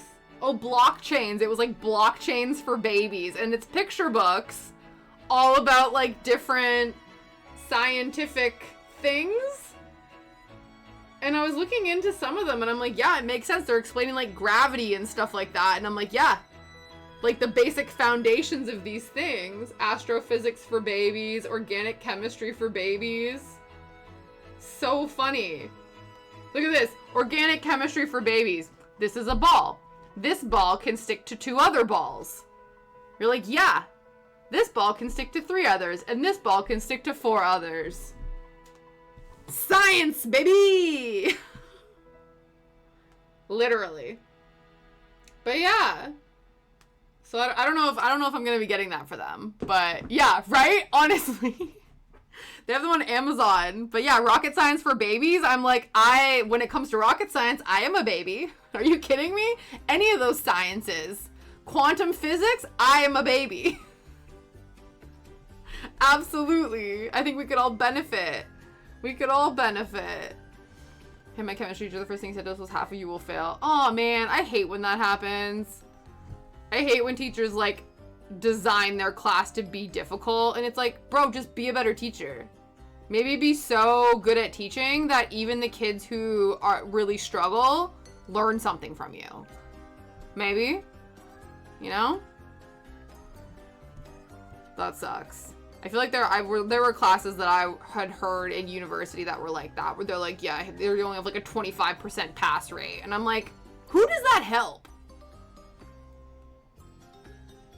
Like, I could understand, like, not being funny. Obviously, like, if you're training to be a doctor or, like, somebody who could potentially fuck someone's life up if they do not know what they are doing, 100% be hard on them to make sure they learn what they're doing so they don't hurt people. But if it's a theoretical class, like, not being funny, any of the classes that I had to write essays for, that shit was subjective. Like, as long, you know what I mean? Like, what's the difference between a 75 and a 78? Honestly. When it comes to a paper, as long as I hit all the key points. Do you know what I mean? I think I remember one time I actually messaged my professor because I was going to lose my entrance scholarship. So you got one, like, it was a grades-based scholarship. And I think I was, like, 2% away from keeping that scholarship.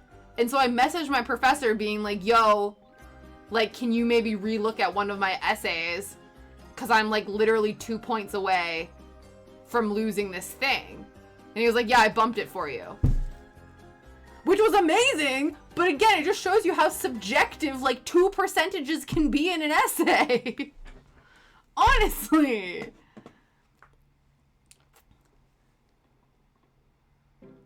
Yeah.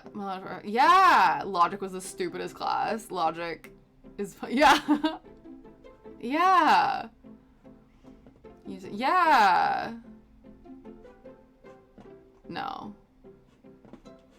100%. I definitely think that there is a space for understanding, like, okay, this is gonna be important and impactful for you to learn. But honestly though, like, how many of you dislike authority? Do you know what I mean? Like, and as soon as you have a teacher be like, if you don't learn this, it's gonna mess up your life for the rest of your life, or, you know, it's gonna be a bad time, your instinct is to be like, fuck you, I'll show them. Do you know what I mean? Like, so many of us are little antagonistic little shits, unless you're a me who was a chronic people pleaser. then you're like, yeah, okay, cool, absolutely. You know what I mean? Okay, well, you were in the army, so you got any sort of dissenting trained out of you. Absolutely, absolutely. You know how to follow logic and order and rules. 100%. But that's the whole point. That's the whole point of the army. It's meant to strip you away from that and make you, you know? So yeah, I've Rage Against the Machine on my CD walk. Yeah, right? Absolutely. Yeah, like even if they were about to do it, that's the thing. That's the thing. As soon as you say, you know, oh man, you better be good at this, you're like, I was gonna ace that, but now I'm failing just to spite you. Truly. Truly. Yeah, I laugh in bad situations so the army never would have been an option. Yeah, absolutely. Yeah. No, I have a friend who's in the British Armed Forces, but I could never. I am tiny little emotional precious baby bitch who is not built for the combat life. You laugh at funerals too often? That's funny. Honestly though, like the way that people deal with stress manifests itself in different ways. You know what I mean? Some people cry, some people laugh, some people rage. Emotions are fun.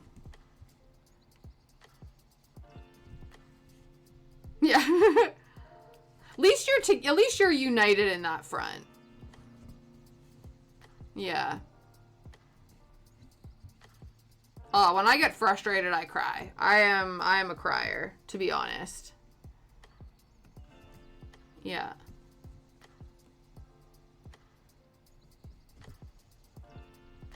Yeah, I bet.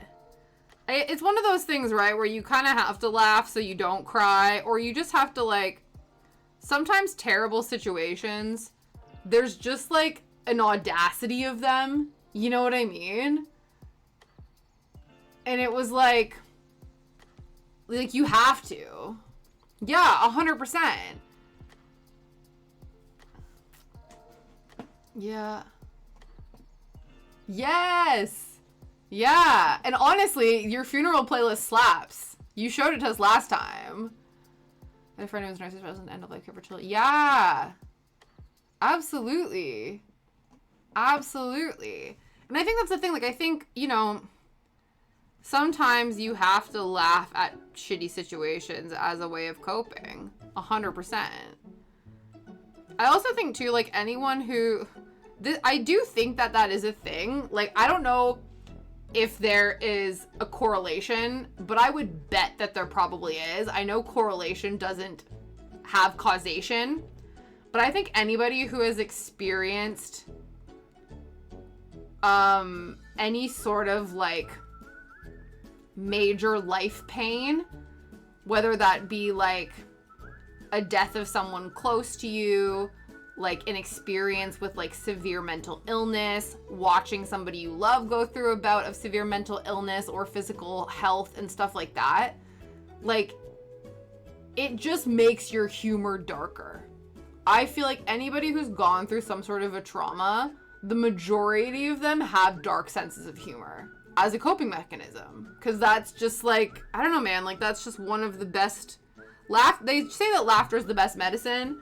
And sometimes there will be situations where people will say, like, it's not appropriate to laugh, but it's like, sometimes the inappropriate times to laugh are the best times to laugh, because that's how you get through those inappropriate times. I don't know, man. Like, it just, sometimes it's necessary.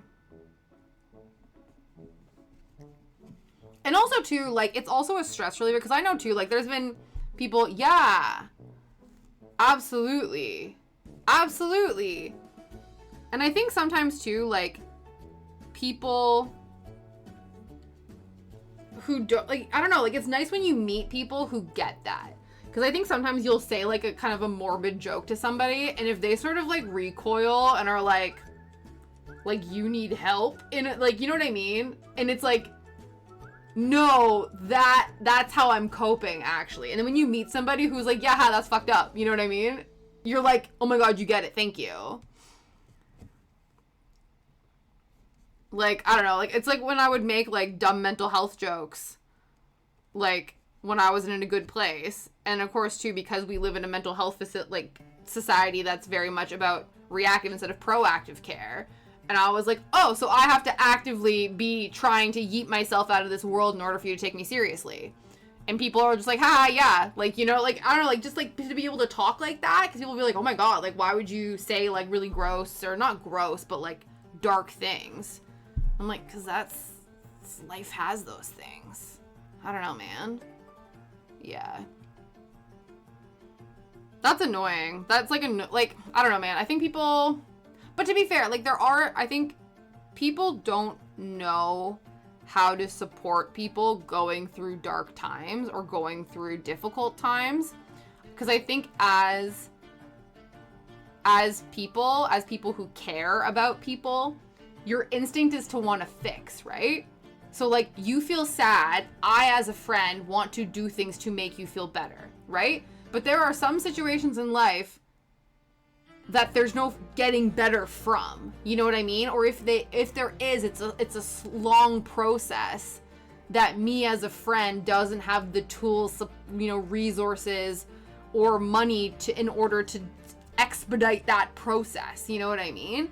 And so I think it's more valuable for you almost to be able to sit in that discomfort and like, the amount of times, like, I don't know, like, especially too, like, as I've gotten older, it's one of those where it's like, you want to, yeah, but the thing is, like, you want to let time pass, but you don't want to let that person feel like you've given up on them, you know what I mean?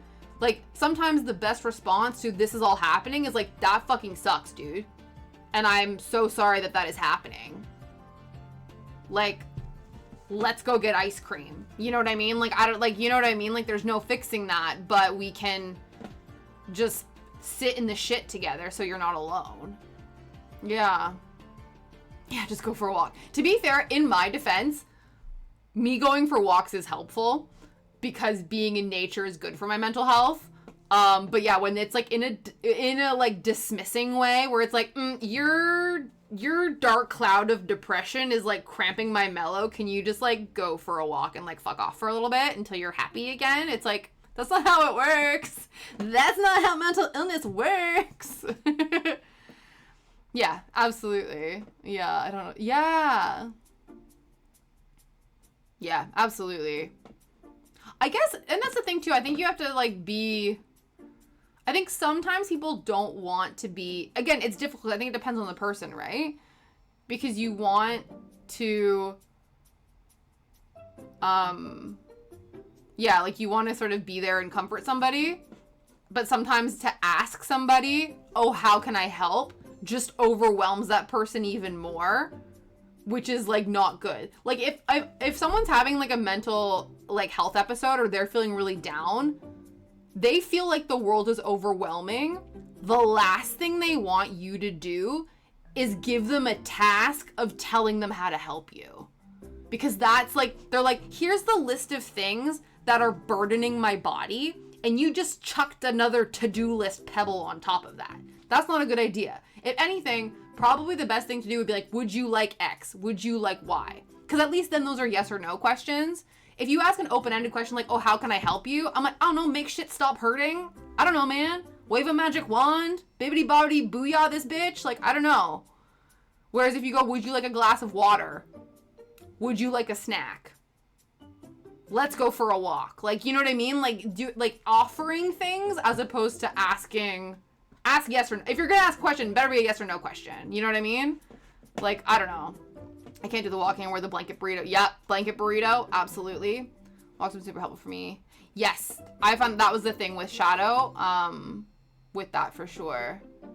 Yeah, it like forces you to take your stupid little walks for your stupid mental health. You see those memes? I'm like, that it's real. It's real. Yeah. Yeah, would you like to play Would You Like? Yeah, exactly. Would you like to play the Would You Like game? Absolutely. I would accept cheese in any moment. Yeah. When in doubt, offer cheese. Oh, 100%. That's what I meant. 100%. I knew exactly what you meant. that, yeah, people do that where they're just like, did you try going for a walk? Did you try just, like, thinking happy thoughts? Did you try, like, just not being sad? Like, you know, did you just, like, think positive thoughts and, like, maybe smile? Maybe you just should, like, smile more. And it's like, yeah, definitely. Definitely. All the kinds. All the cheeses. Actually, speaking of cheese breakthrough for me. Because I am a big fan of all the cheeses, except for blue cheese. But then, at the Halloween party, my friend brought like a little charcuterie board, and there was some blue cheese on it, and I had some, and I'm like, I don't hate this. I think my palate is refining. So now I fucks with the stinky cheese. So that's a win for me, because now my palate, my cheese, my declaration and my love for cheese can be all encompassing. Whereas before there was a little asterisk caveat of like, but not that cheese. You know what I mean? Now I'm like, all the cheeses, please. Very happy that I can think of two. Yeah. I think I remember there was a thing, like, there was some like teen girl empowerment class workshop thing that I remember taking or like learning, facilitating as a person. And one of the things I remember reading was like, again, and I do think that the like positive thoughts and manifestations and things like that can have some benefit. But that's way easier said than done. But one of the things was like, for every bad thought you have about yourself, you have to come up with 7 thoughts to essentially counteract that. Like that's like that bad thought almost like, and I guess in a way it's kind of like it has so much power that you need to think of 7 good thoughts to sort of balance that out or counteract that or whatever. But it's like, if you're in a depressy state, you have a hard enough time thinking about one good thing about yourself, let alone freaking 7. You know what I mean? I think that's why too people like write shit down. So like, if you ever have a mirror and you write down like manifestations or like little things to remind you about yourself. The one thing that I have on my phone, I have to update it, but again, this like happiness book that I read a little while ago, it was like, make your happy list. So either on your phone or on a sheet of paper or whatever, and just list the things that genuinely make you happy. Not things that like it makes me happy when like, you know, I get paid at my job, you know what I mean? Like, not shit like that, like little things, like genuine things that exist and happen outside of like accomplishments and stuff like that, you know what I mean? But yeah, I can't remember all the legit, but yeah, like making a happy list. So then when you are like, you make it when you're in a good state, so that when you're in a shit state, you can look at your happy list to remind you of the things in life that are happy. You know what I mean? I think so. Absolutely, I think so. Yeah. To be a cheesemonger would be fabulous. Just sit there making charcuteries and pairing cheeses and meats and wines together. It is a good brand. Yeah, right? It is.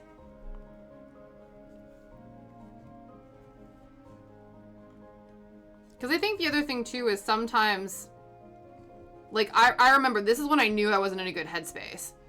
But I think Liam and I were doing like some mindfulness. So it was, what's it called? Headspace had on like a Netflix mini series there where they had visual sort of mindfulness stuff. So Headspace is like this world-renowned mindfulness based app service, whatever, right?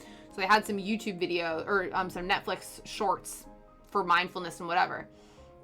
And I remember this is when I knew I wasn't in a good headspace, because they were like, think of things that like bring you happiness or whatever, right? And my brain was like, oh yeah, list the obvious things, like, my dog and my partner and my this and my that. But internally in my heart, I was like, nothing's bringing me joy right now. Like, those are the scripted things you're supposed to say when somebody asks you what makes you happy. You know what I mean? So then I had to go through a process of getting back to that and getting to a place where I'm like, oh no, these are the things that do bring me joy. Because sometimes too, when you're not in a good headspace, the stuff that used to bring you joy doesn't bring you joy anymore. So you have to sort of get back to a baseline. But yeah, it's just very interesting. So I think that's the thing too, when you're making like a happiness list or you're thinking about things that bring you joy, like it's not gonna work if you feel the need to put the stereotypical answers. You know what I mean? Like, you know, oh, what brings me joy? Like, my partner brings me joy, and like my dog brings me joy, and like this brings me joy, and whatever. Like, logically, yes, those things do, but like if you really feel in your heart of hearts that like the thing that brings me the most joy is like when I drink a cup of tea and it is the perfect warm temperature, that is the thing that brings me joy. You know what I mean? Like that is allowed to be higher on the list of joy things than the stereotypical things. You know what I mean? Like my family makes me happy, like all that kind of, it's like when people say, what are you thankful for? And you go health, happiness, people, life, blah, blah, blah, you know? The smell after rain. Yeah, like shit like that. Because I also think, too, that sometimes those things are even better to have on, like, a happiness list. Because let's say, for instance, you know, relationships could be finite. You know what I mean? Like, you know, I hope that, you know, my relationship lasts until the day I die and all that kind of stuff, right? But, like, sometimes shit happens. But the, those little things outside of that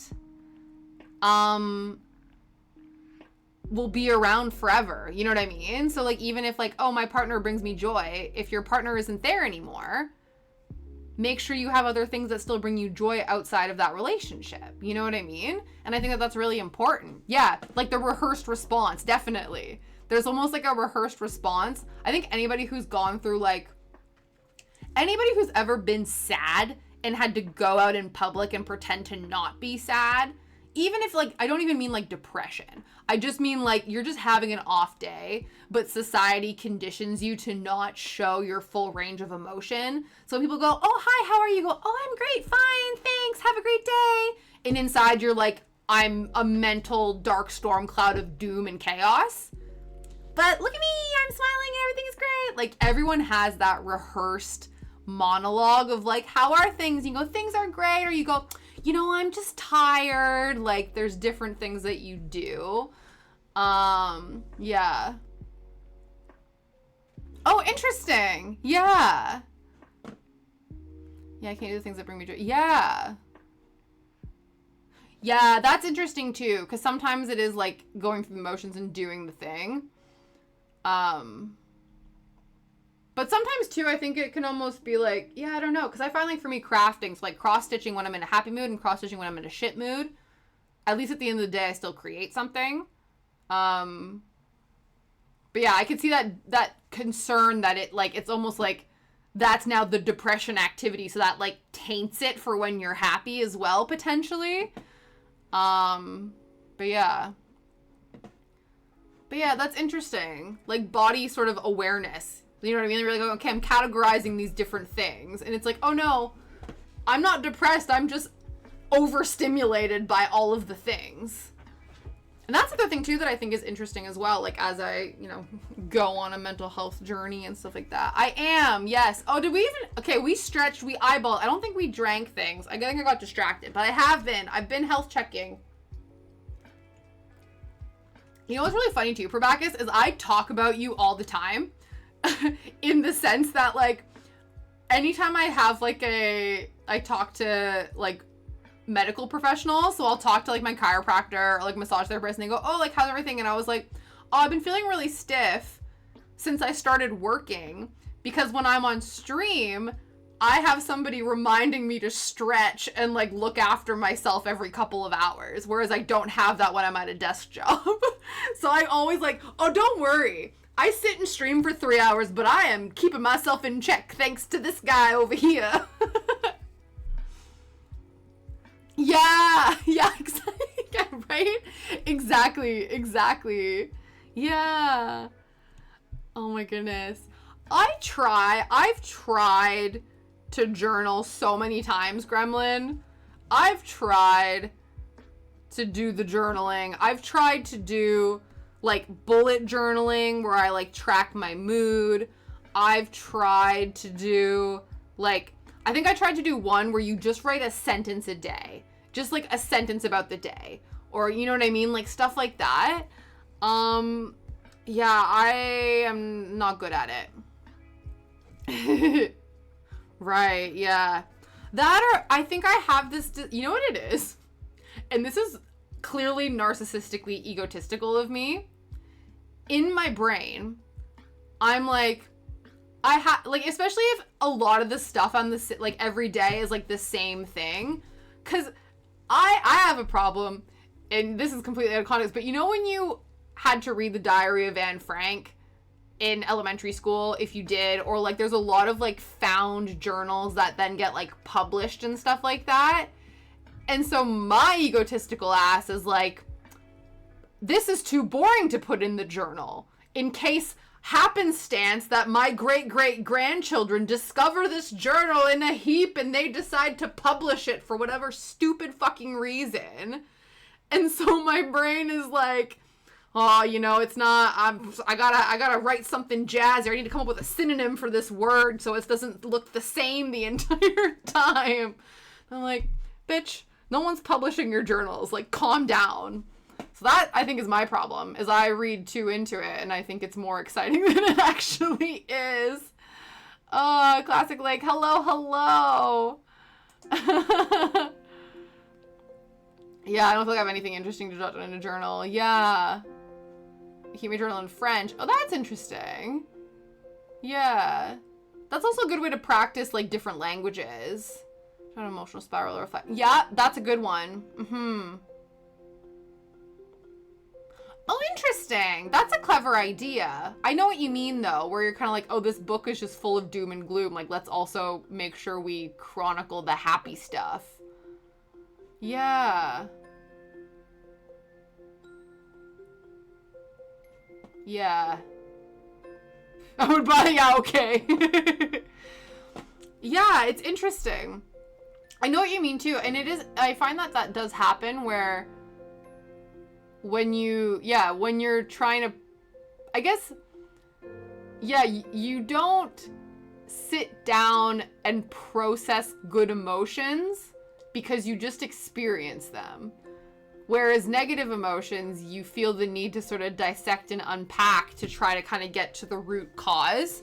But when you are happy, when you have happy moments and happy thoughts, you're not trying to, like, unpack that. You know what I mean?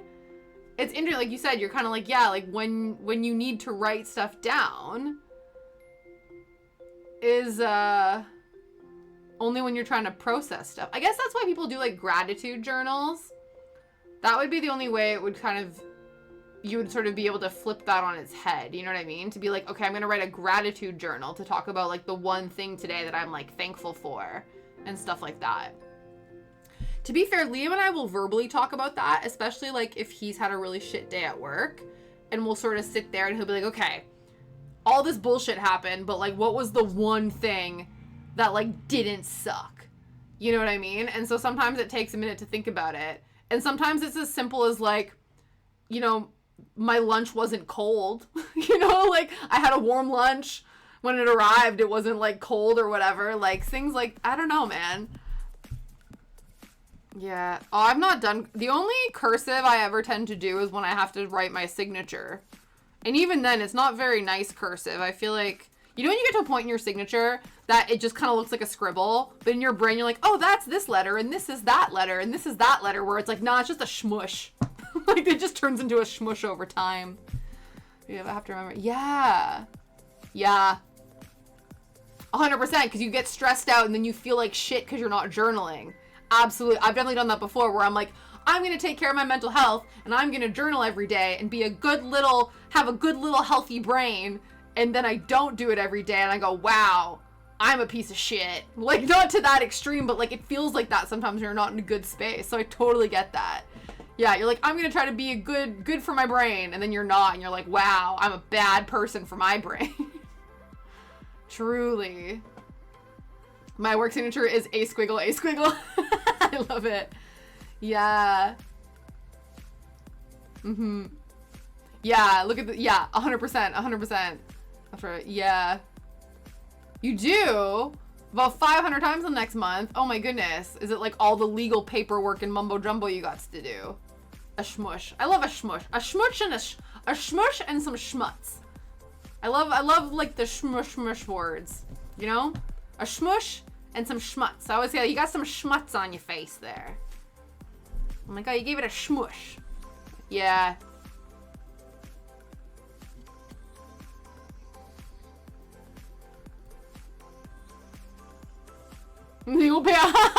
Probacus is freaking out. He's like, oh my god, it'll look so beautiful.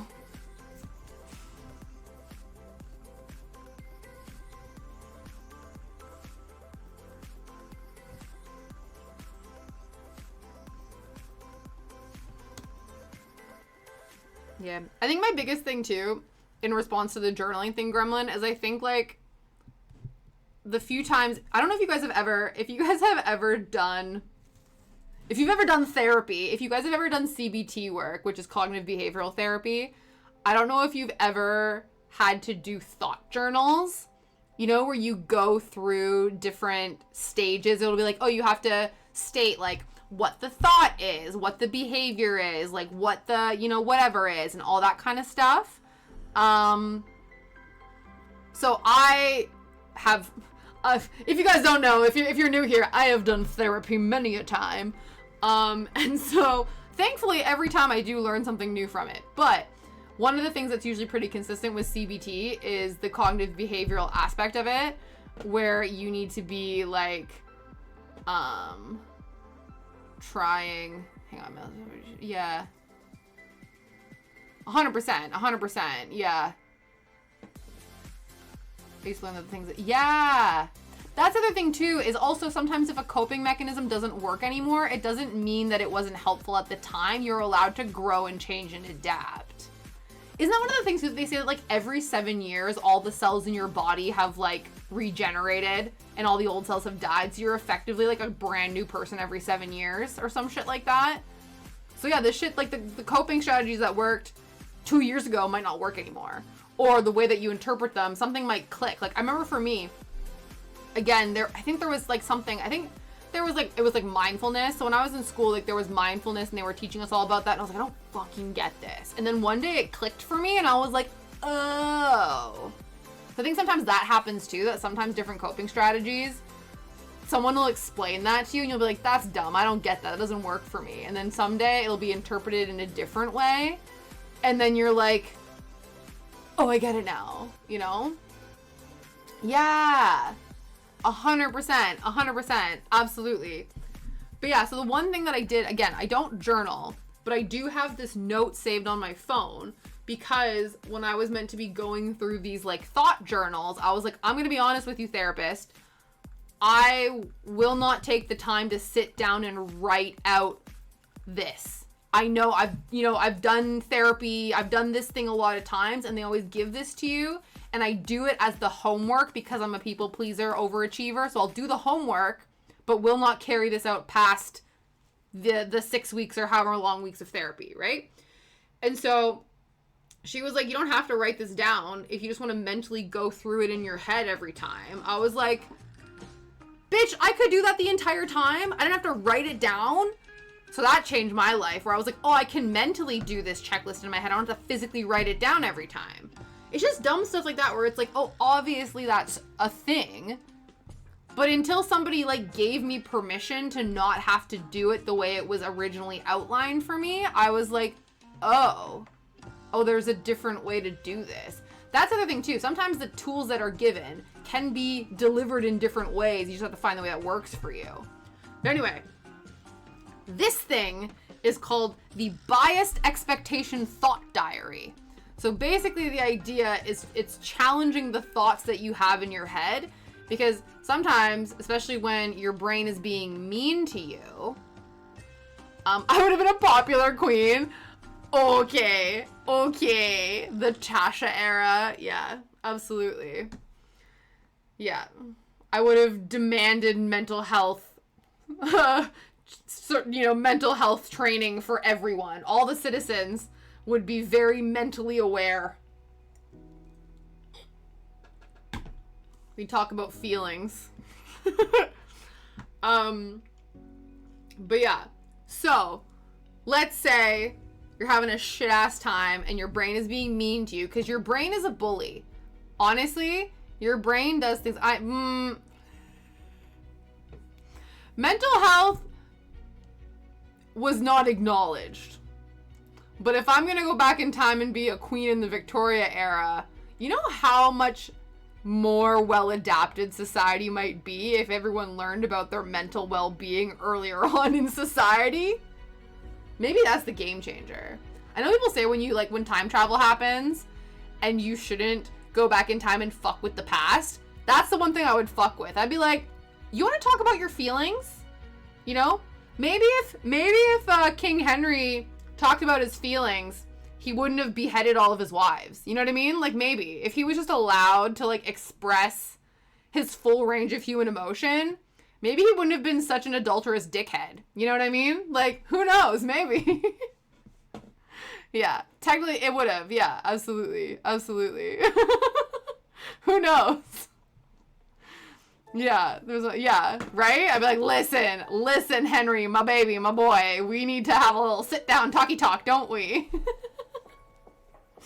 Yeah. Hi, Aurora! Good afternoon!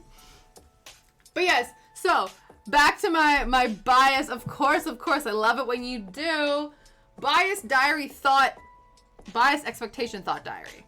So your brain is being an asshole to you, and you have a thought, like, you know, if I don't hand in this paper on time, the world is going to explode. You know what I mean? Theoretically.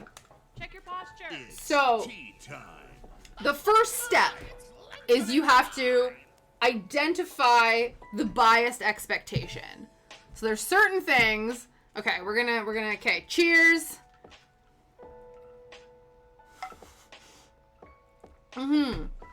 Absolutely, yeah. When you decided to cut the heads off of those people, how did that make you feel? All right, let's do some shoulder rolls. But yes, so first you have to identify what the situation is.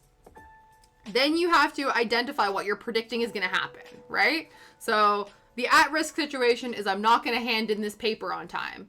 And so the prediction is that the world's going to explode. Obviously, this is a garage exaggeration. I'm just trying to explain it, right? How much do you believe it's going to happen?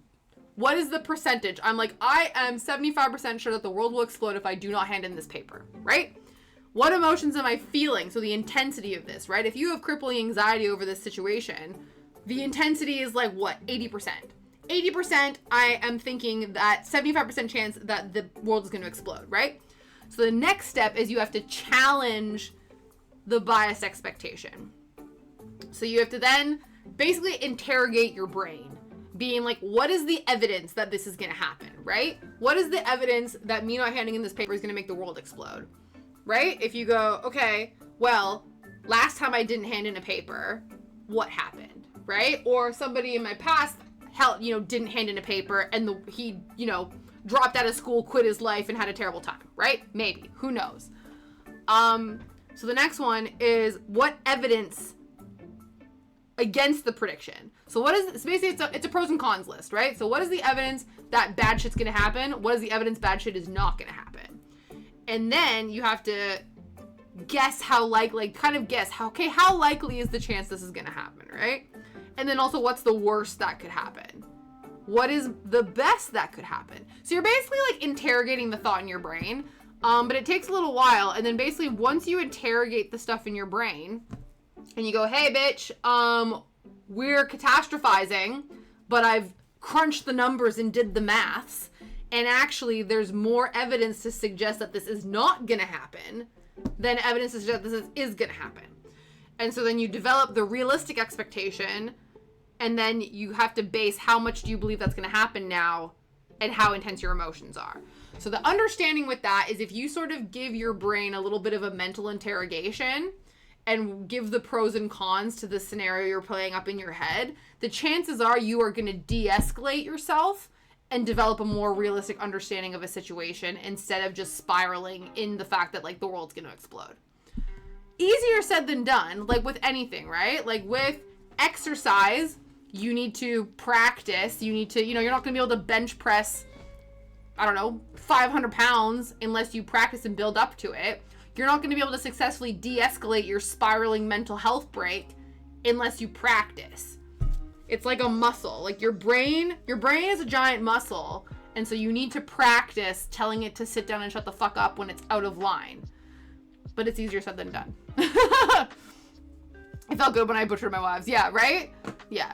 He could have been a sociopath, and in which case, you know, I guess, you know, psychologists don't exist back in the Victorian age. They might just say that you have, what is it they would say? Oh, you have something, let's do bloodletting. Your humors are all out of whack and shit. That was what the doctors back in the day used to do, didn't it? There was like 4 different fluids you had in your body, and the idea is that your physical and mental well-being was impacted if you had more or less of those fluids, and the way that they would try to remove those fluids would usually be via like leeches and shit. So that would be interesting if I were to pop down and be like, guys, guess what, the leeches, they're not working. Truly, honestly. And they also talk too about how it's nice to sometimes give your brain, or give like the thoughts in your brain, like a different name. Yeah, leeches and shit. Well, I think one of the hang on, don't misquote me. There's humors. What were the 4 humors? And there were different ways to remove them. Germ theory, yeah. You can be like, pretty sure yeeting your chamber pots out the window onto the ground is not healthy. Oh, you said I would be a great queen in the Victorian era. Bitch, I would be hung for being considered a witch so damn quick. I would talk out of turn one time, they'd be like, witch. Honestly. That, or I would be incarcerated in an insane asylum, in an institution. I would be in a sanitarium somewhere. They'd be like, she was cool, but she was nuts. That would be my Victorian queen experience. Okay, let's look this up. The 4 humors. Because did you guys ever look? There's definitely, like, things. Okay. Humorism. And not the funny haha humorism. Yeah. Okay. So humorism, or humoral theory, was a system of medicine detailing a supposed makeup and workings of the human body. It was disproved with the advent of germ theory. So, absolutely. So, the 4 humors were black bile, yellow bile, phlegm, and blood. Each one corresponds to the traditional 4 temperaments. What are the 4 temperaments? Sanguine, choleric, melancholic, or phlegmatic. Those just sound like made-up words, but anyway. So,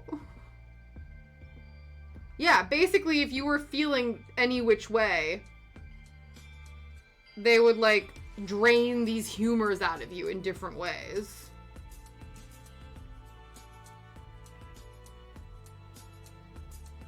Yeah.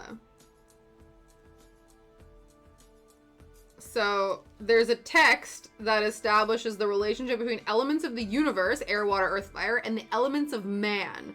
Blood, yellow bile, black bile, and phlegm. People who have red blood are friendly. They joke and laugh about their bodies. They have rose-tinted, slightly red and pretty skin. People who have yellow bile are bitter, short-tempered, and daring. They appear greenish and have yellow skin. The people who are composed of black bile are lazy, fearful, and sickly. They have black hair and black eyes. Those who have phlegm are low-spirited, forgetful, and have white hair. Okay. Yeah.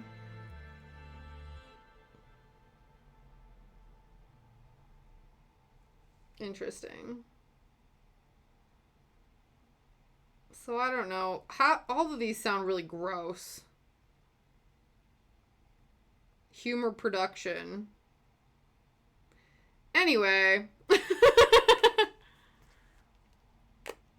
Yeah, right? Absolutely.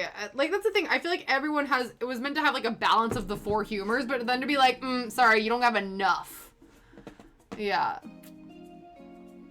A magician. Yeah, truly.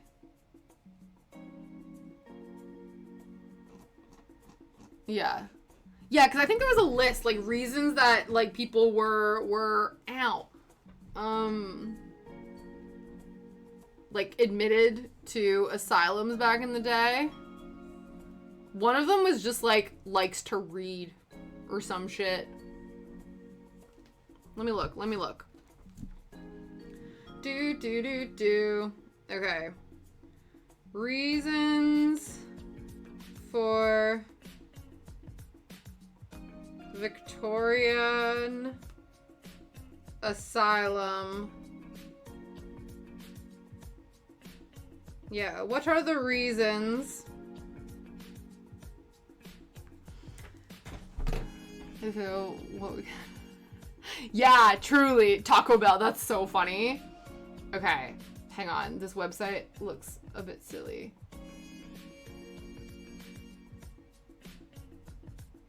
Oh, no, here we go.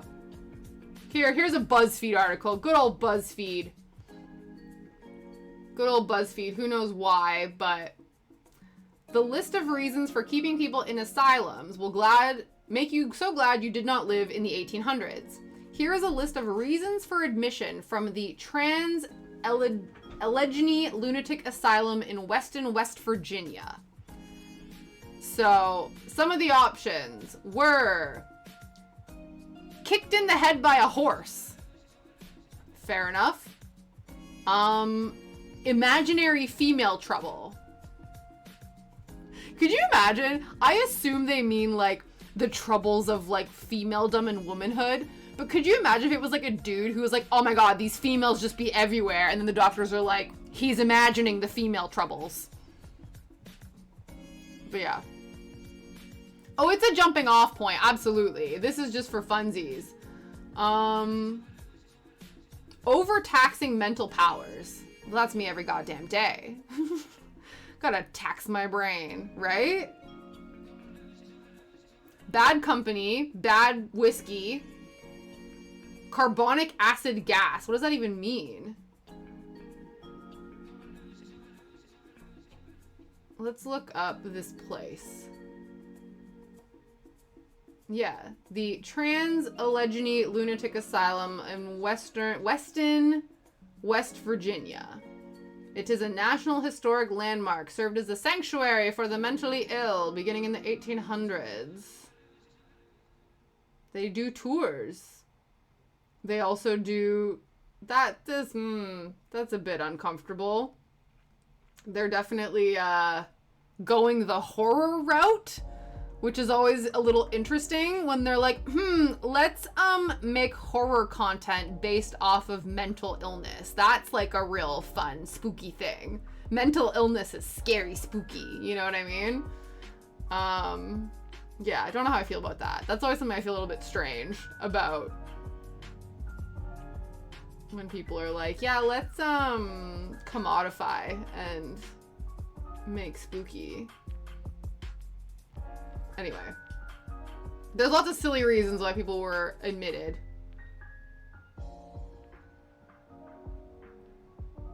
But yeah, when I was younger, I used to think like, ooh, wow, like spooky, scary, like straitjackets and like mental health and illness and whatever. And I'm sitting there being like, as an adult, I'm like, okay, as a mentally ill person, I don't know, some might argue that I'm scary. Am I scary? Am I spooky scary? I don't know, depends.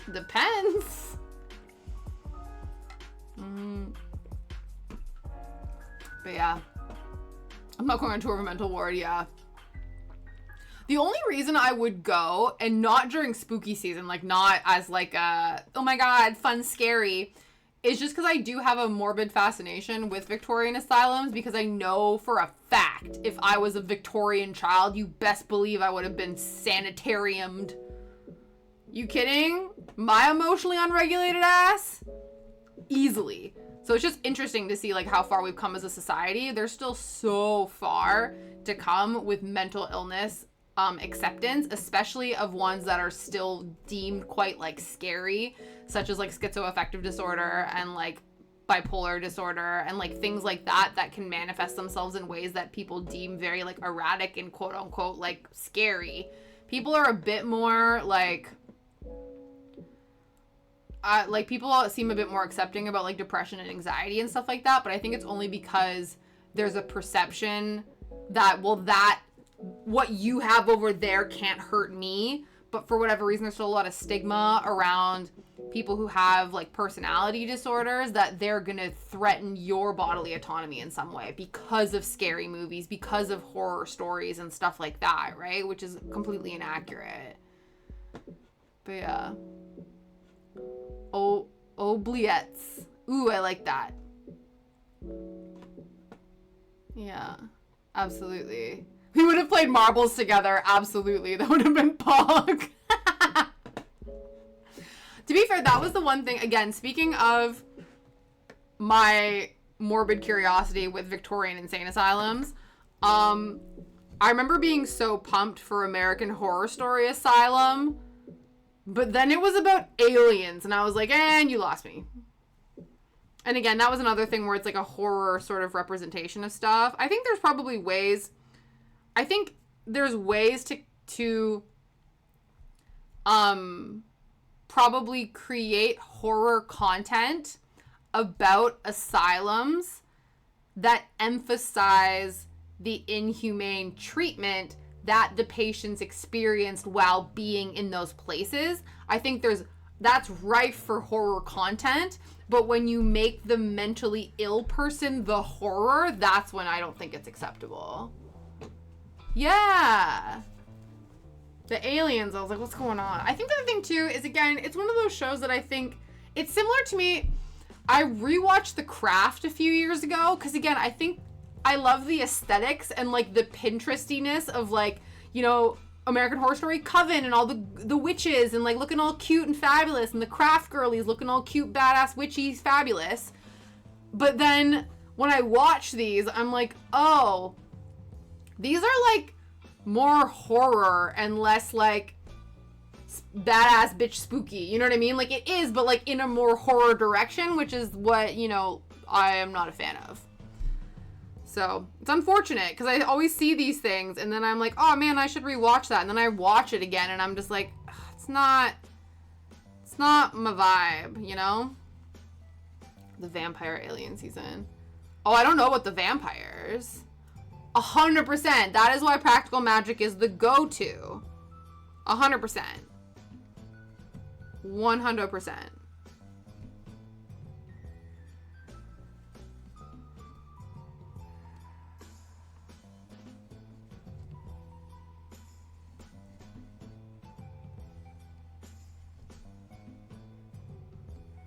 Yeah, I think sometimes, like you said, like sometimes there's things that people make like super cuts of or make like a Pinterest mood board of, and then I'm like, that looks really cool, and then it's, of course, the content behind it, I'm like, oh, never mind, not for Tasha. Okay.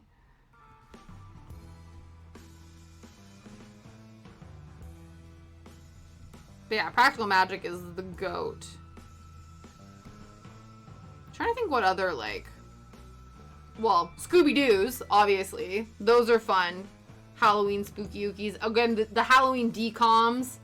They're not necessarily Pinteresty. I guess the Halloween Town films could be quite Pinteresty in terms of, like, the vibes and the aesthetic. Man, I love hummus. Hummus is pretty good. Do you just do plain hummus, or do you do, like, a red pepper hummus? Or a, like, Moroccan-style seasoned hummus? Or caramelized onion? Oh, really? Oh, really? It makes them look... I guess... Yeah, I guess it could look like puke in a way, but no. I have to be in the mood. I feel like we'll go through phases where, like, I'll be in a hummus kick, and then other times I'm like, I'm not about the hummus life, but it comes in waves. I like most of them. Yeah. Yeah, sometimes just the OG hummus is the best hummus. Definitely.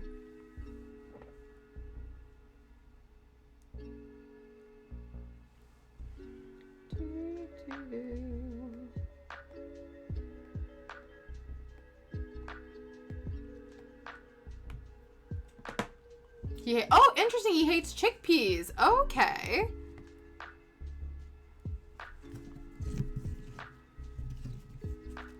I remember one time I made, like, I don't know what it was. I was on my, like, I'm gonna cook myself some healthy snacks phase or whatever. And I found a recipe for, like roasted chickpeas. Where you could, like, season them and then, like, bake them in the oven and stuff like that. And they were really nice, but they were a little labor intensive. Apples, cheese, and hummus today. That's awesome. I had cheese, chips, or crisps if you're British, and slices of ham. Followed by more chips. Or crisps if you words. Mm-hmm.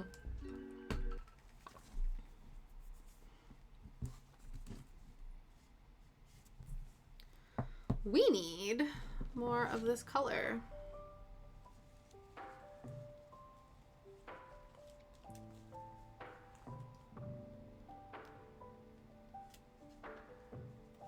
You gotta run. Oh, no problem, Probacus. I appreciate you hanging out today, as always. Enjoy the rest of your evening. You too, good sir.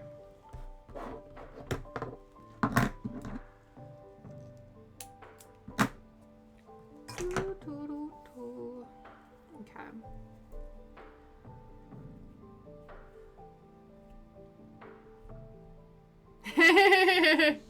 At the 3 hour. Okay, we will. Right at 6, right before we raid out, we'll do another health check.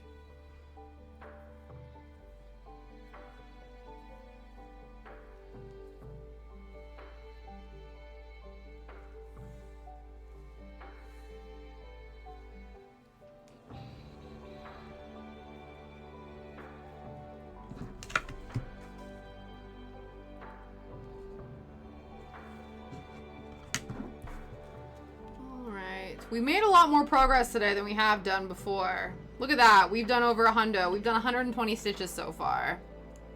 Nice. We're making up for the lack of productivity last time. Which is fine. Again, it's about the journey, not the destination. So it's all good. I'm gonna forget. I'll try not to. Remind me to remind you to remind me to remind you to remind me not to forget. We'll see what happens. We'll try our best.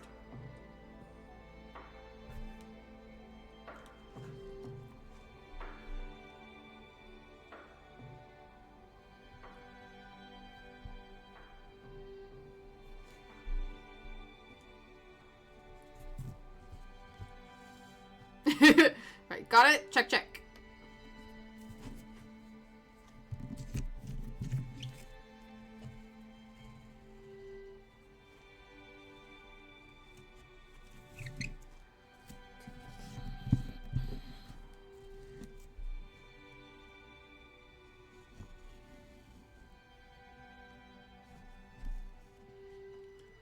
Be nice. So we have a half hour left. If we can fill in this entire little section here, that would be fabulous, because then we'd be finished a page and we could move on to the next one, which would be fabulous.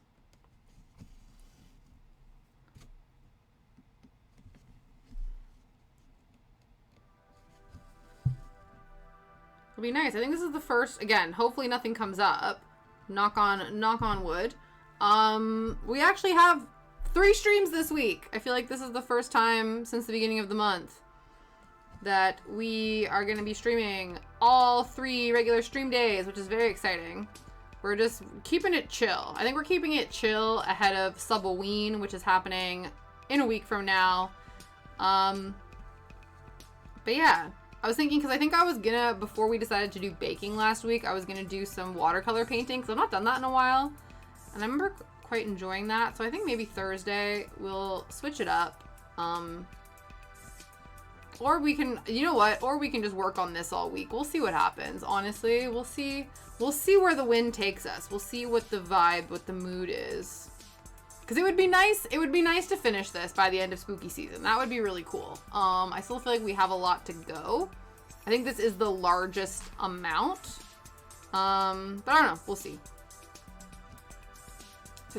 Oh, really? Yeah. Oh my god, I hope so. That would be so exciting. All of the fingers and toes crossed that she does. That's gonna be awesome. Because how long has she been in the hospital now for? It's been a little while, right?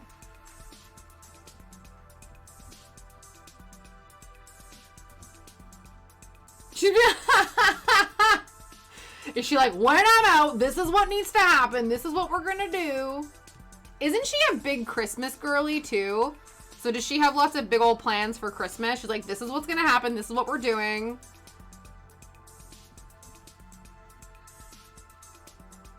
Yeah. You're like, listen, I have a full-time job. This is not going to happen. Yeah. That sounds like, to be fair, that sounds like my my grandparents with my parents. My grandpa will call every morning and be like, I need you to stop by Walmart or stop by this grocery store. My mom's like, we will buy you groceries once a week. So make your list. We are going once a week. And a discussion sort of thing. And still every day he's like, there's discount on pork chops over by the co-op. You got to go this morning and get them. Meanwhile, he has like 5 batches of pork chops in his freezer that he doesn't go downstairs to because he's a frail man. No problem, BRB. All good. But yeah. It's fun when you have demanding elderly people in your life. Not that your mom is elderly, but just demanding people that you must look after in your life, regardless. Because I feel like there's probably children that are tiny terrors that are also just as demanding as the elderly people. And vice versa.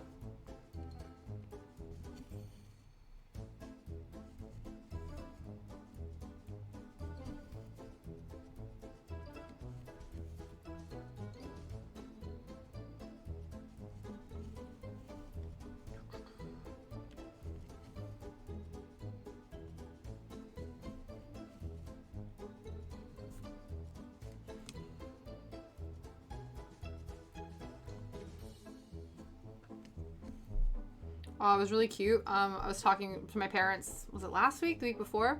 But I think before, yeah, it was last Tuesday, and I was chatting with you guys saying I was going to talk to them. And so I chatted with them, and my mom was like talking about how they're going to be here next month. And she said, oh, like I'm thinking of bringing like a quilt kit along that I have to work on, or that I want to work on. And she goes, oh, maybe you can work on it with me and we can stream it. Or, you know, if not, and whatever. And I was like, that's really cute, Mom, that you're thinking of stream content for me. Absolutely. Because I had mentioned to you guys how she's probably going to be coming back on the stream again.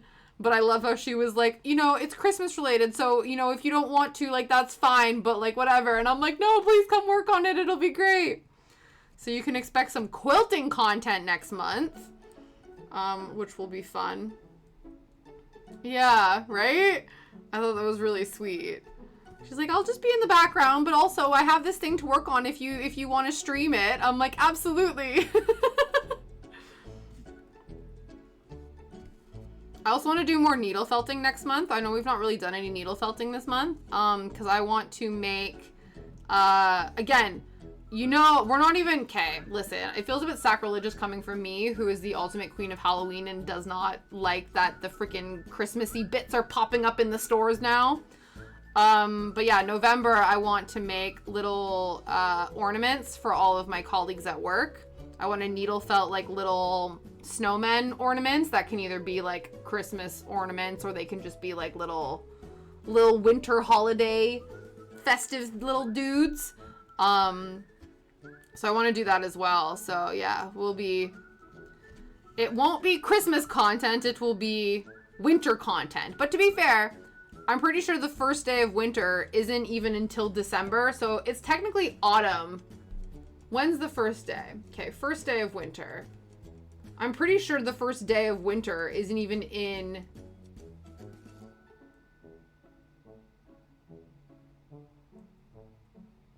That's the winter period. No, what's the first day of winter? Yeah, the first day of winter, like the winter solstice, is the 21st of December. So all of November is still autumn, okay? All of November is still autumn, so that means we are still in crunchy leaf pumpkin spice territory, but the marketers would like you to believe otherwise. Because I was just thinking about how I have all these cute jumpers, and I have like cute little woodland jumpers and shit like that I've not been wearing because I've been doing the spooky stuff.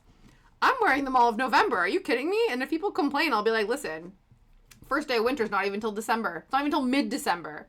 December 3rd, still autumn. Still crunchy leaf season. And especially here, like, it doesn't even snow until, like, even Christmas, if we're going to get snow for Christmas time here. Though it did snow, where my parents live. They got first snow in Alberta. It went from plus 20 degrees the week before to minus 6. So yeah, it snowed. But we've not gotten any, and I don't think we're going to get any until, like, any that's going to stick around probably until after Christmas. So we're still going to be all about that autumnal life for as long as possible. Even once the pumpkin spices and, you know, and the maples leave the markets and they transitioned over to peppermint and mochas and shit like that, we're still going to be in the autumnal spirit.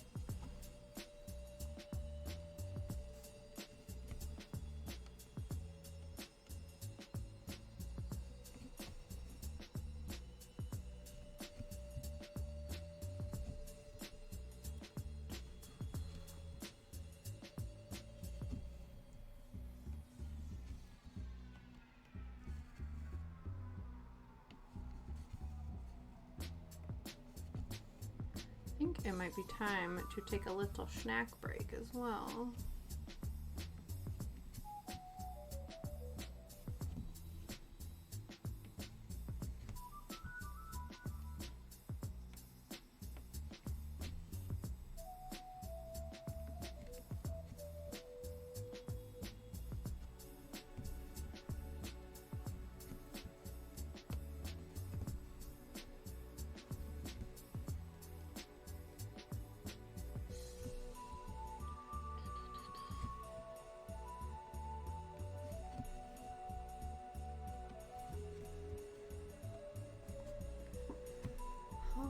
Let's take a little food break.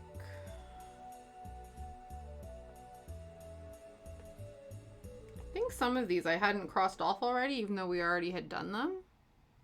So we might have actually done more stitches than it was indicating to me. That's all right. Okay, let's have a snack.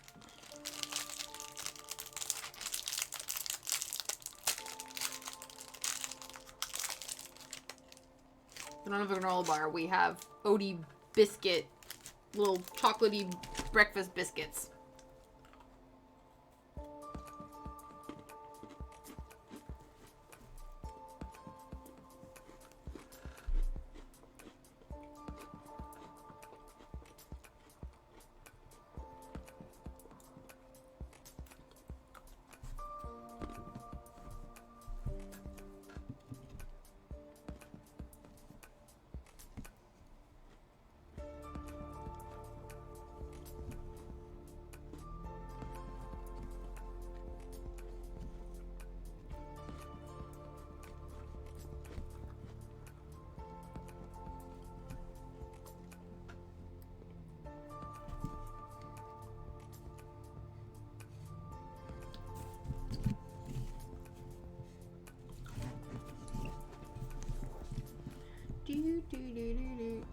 Do.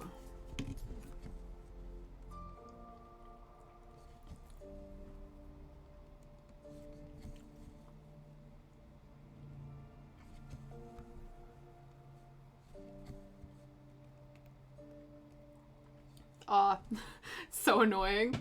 It's fine, but it is still annoying because I've talked about this before. Because it always seems that my parents seem to travel to us around the time that Shadow has a grooming appointment. So this is the second time my parents have come around and I've had to move Shadow's grooming appointment because they arrived the same day his groom was scheduled. So I had to call them to rebook it. And I'm like, yeah, I need to cancel my appointment and move it. And they said, they were almost like, oh man, like we don't have anything until after Christmas. And I was like, yeah, I was expecting that. To be honest, I was like not expecting him to be able to get in until like January. This is how, like, if anyone of you wants to have a career change, become a dog groomer. Because there is such high demand. There's not enough dog groomers for the amount of dogs that there are. But yeah, so I had to book him all the way until the end of December. And I'm like, damn, sir, you already looking scruffy. This is going to be interesting. We'll probably have to bathe him ourselves leading up to the appointment. But yeah, I was just like, oh man, oh well, it happens.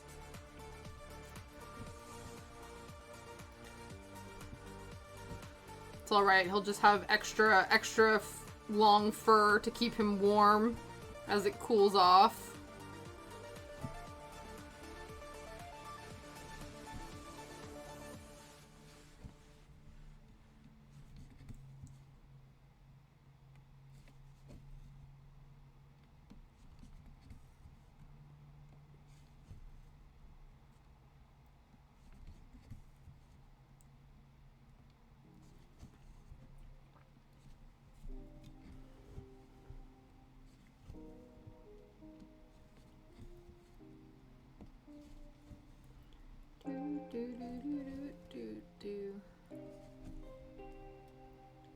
So I believe, yeah, this is 4 pages.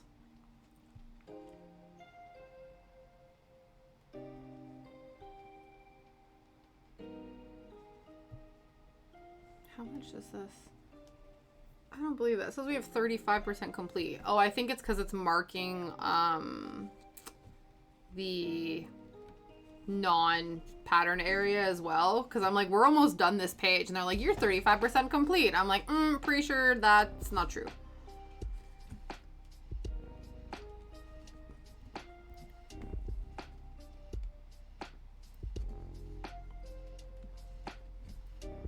I'm thinking probably the next space to go will be underneath, because it'll just be like the little spoopy bottom of the ghost. And then over here will be more stuff.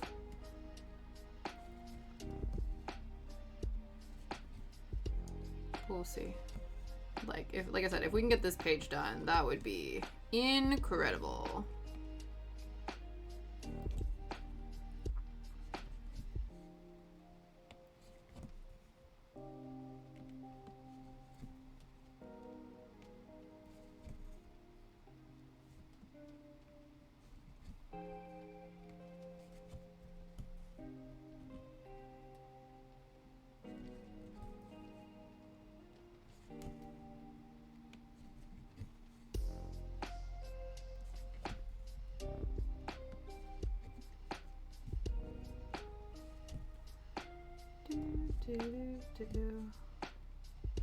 I gotta figure out what to have for dinner. We have like some leftovers, like we have leftover parts of dinner. You know when you have to, like, you have some leftovers but not like enough leftovers for a whole meal, you have to like make sides and stuff like that. Though the other option I'm debating is we have like gluten-free pizza bases, so we could do like a DIY pizza with some of the leftovers. I think that's what I'm going to propose to Liam when he comes home. We'll be like, listen, this is my idea. No! Oh no! Ruh-roh. Now what happens? You have to make sure that your system's not compromised, or... Oh dear. That's not good.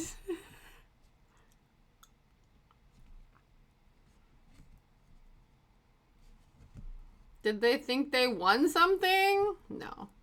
I wonder what, like, this sounds really weird, but like what are the virus scans that people be falling for now these days? You know what I mean?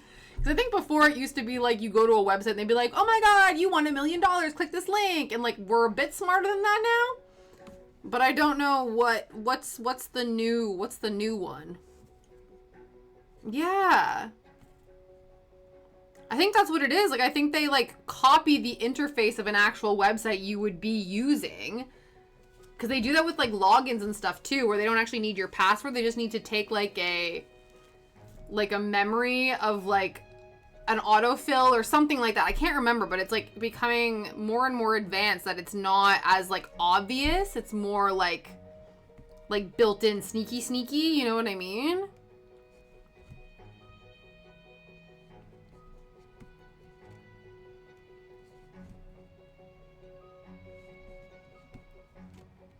Hopefully, though, like, your systems aren't compromised.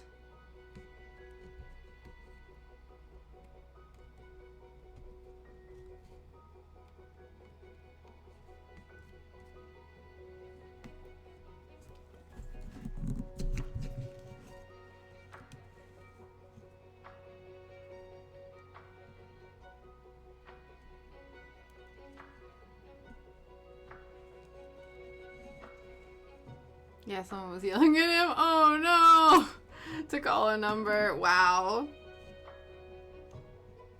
I always find it so interesting because, like, this will happen sometimes where, like, I'll get, like, you know, the solicitor phone calls, and they're very clearly in a call center because you can hear the call center behind them, and they're like, hi, like, we just want to know what your, like, phone provider is and blah, blah, blah, and all this stuff, and I'm like, I'm not interested. And then they just go, boop, and they just hang up. I'm like, yeah, like, you're clearly not in an office, like, you're in some warehouse somewhere, and all the people behind you. Yeah.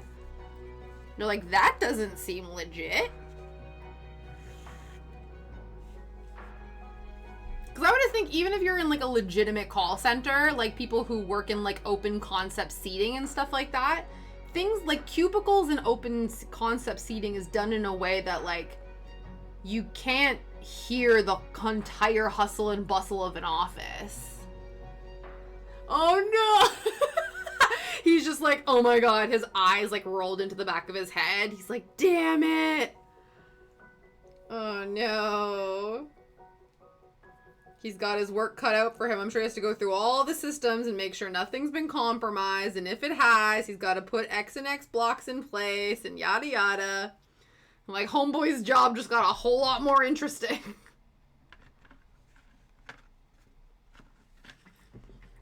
I feel like in certain companies, probably IT people don't expect, like, their jobs to be super, like, you know what I mean? Like, super high stress and intense.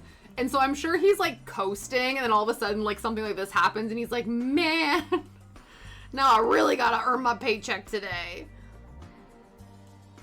Has to be replaced. Yeah.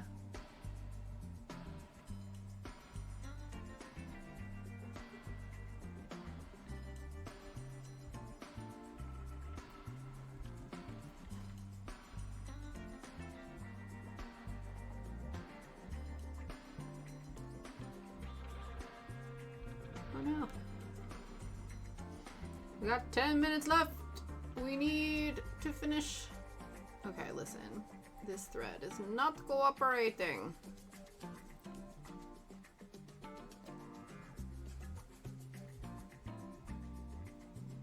There we go.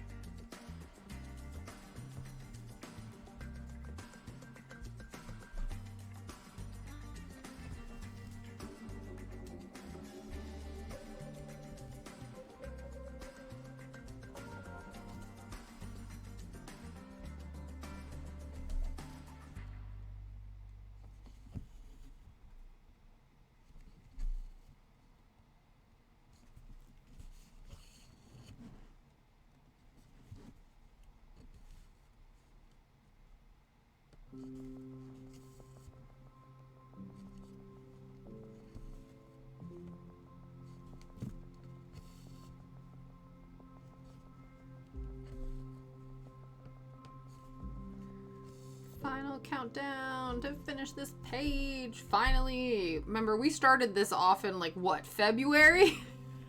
We started this little ghostie in February, and she just been chilling on the sidelines. So she's a little bit dirty. She's gonna need to be cleaned up later. But she's just been sitting on the sidelines, watching all the other crafts take place, and it's finally her time to shine. After many months.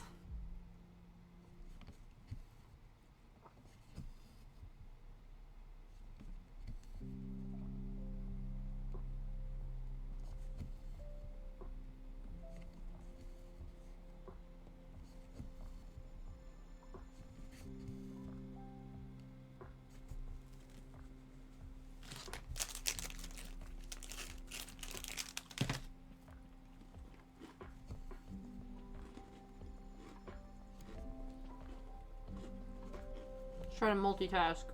Eat and stitch. Nope.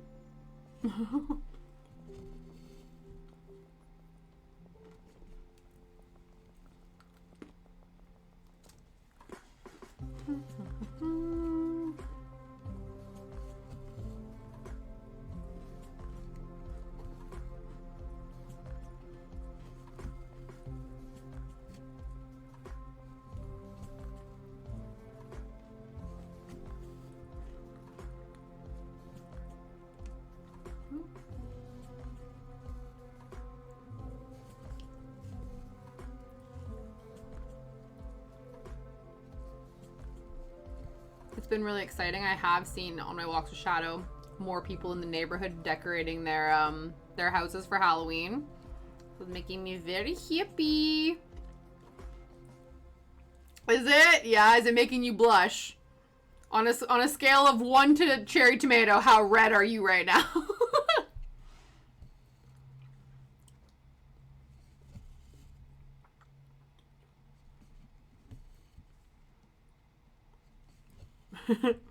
Love it.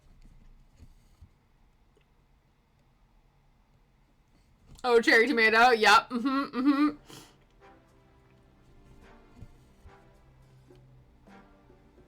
Oh, how is your quest for seducing all the Baldur's Gate baddies, Kat? How's that been going?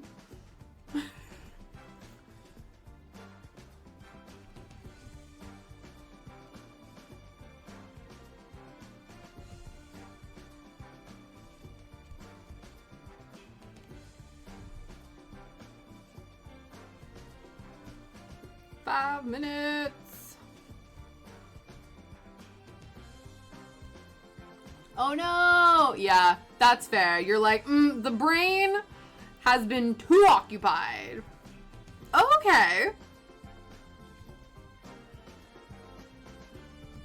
Oh, amazing. That's, again, oversaturation. Too many things to do, so little time. I'm like, I want to craft, I want to play games, I want to watch movies, I want to do this, that, and the other. And it's like, you only got so much you can do in an evening. So I get that for sure.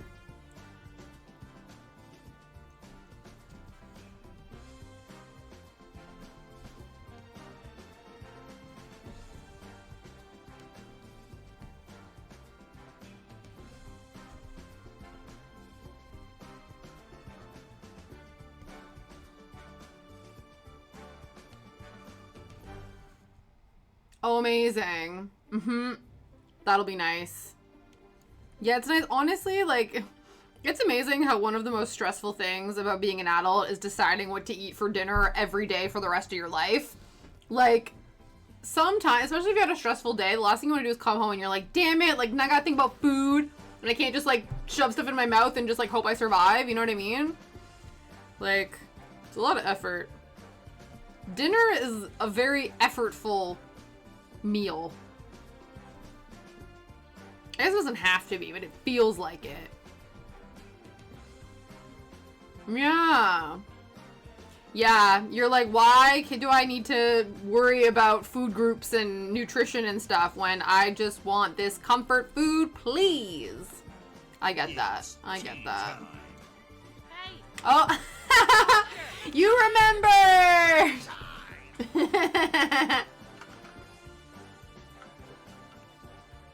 Hydration, check. Posture, to be fair, well, I don't know. I feel like my posture's been alright. The posture's been alright on the stream today, I think. It's not been, we've not been shrimping too hard. Honestly, all the shrimping happens when I work on that diamond painting. This has been much better. You remembered! Probacus will be very proud. Ooh, let's do some stretching. Let's do the thing. 20 seconds at the window. 20 feet away. 1, 2, 3, 4, 5, 6, 7, 8, 9, 10, 11, 12, 13, 14, 15, 16, 17, 18, 19, 20. Let's do the eyeballs. Ready? We do 12 o'clock, 1 o'clock, 2 o'clock, 3 o'clock, 4 o'clock, 5 o'clock, 6 o'clock. 7 o'clock, 8 o'clock, 9 o'clock, 10, 11, 12, and the reverse. 12, 11, 10, 9, 8, 7, 6, 5, 4, 3, 2, 1, up. Booyah, crushed it. All right, we don't need, but I would like to finish this section before we raid out. But if anyone has any raid suggestions, let me know. If not, we will go see which of our fabulous friends is online, and we will go and give them some lurv. Actually, cue that up now. Boo, boo, boo. And then, like I said, we will be back on Thursday. Possibly cross-stitching, possibly watercolor painting. I'll see how I feel. We'll see what we want to do. Oh, Pat's online. Maybe we go see him. We'll see. We'll see. All right. Let's continue. We'll finish this page. And then we will go from there. But yeah, I feel like we had a very... I think it was tumultuous. Was it existential? I don't know. Very deep. We had very deep, thoughtful conversations today. This was a very poignant stream. A lot of thinking. A lot of deep thoughts that happened today. Which is fine, which is good. I think they're nice to happen. It doesn't always happen, but today felt especially poignant in many different ways. But it happens. It's good. It's good to get in the weeds of some shit every once in a while.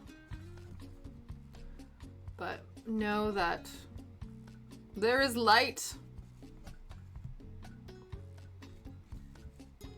But we'll see. We'll see what we get into. The other thing too, though, is because we're actually streaming all 3 days this week, you know, I've not... well, I say hopefully. Who knows?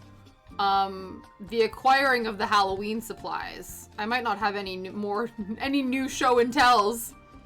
Though, I will say, I've been trying, you know, one of the sub goals, sub rewards, is I'm gonna do like a Halloween food taste test for me and for Shadow.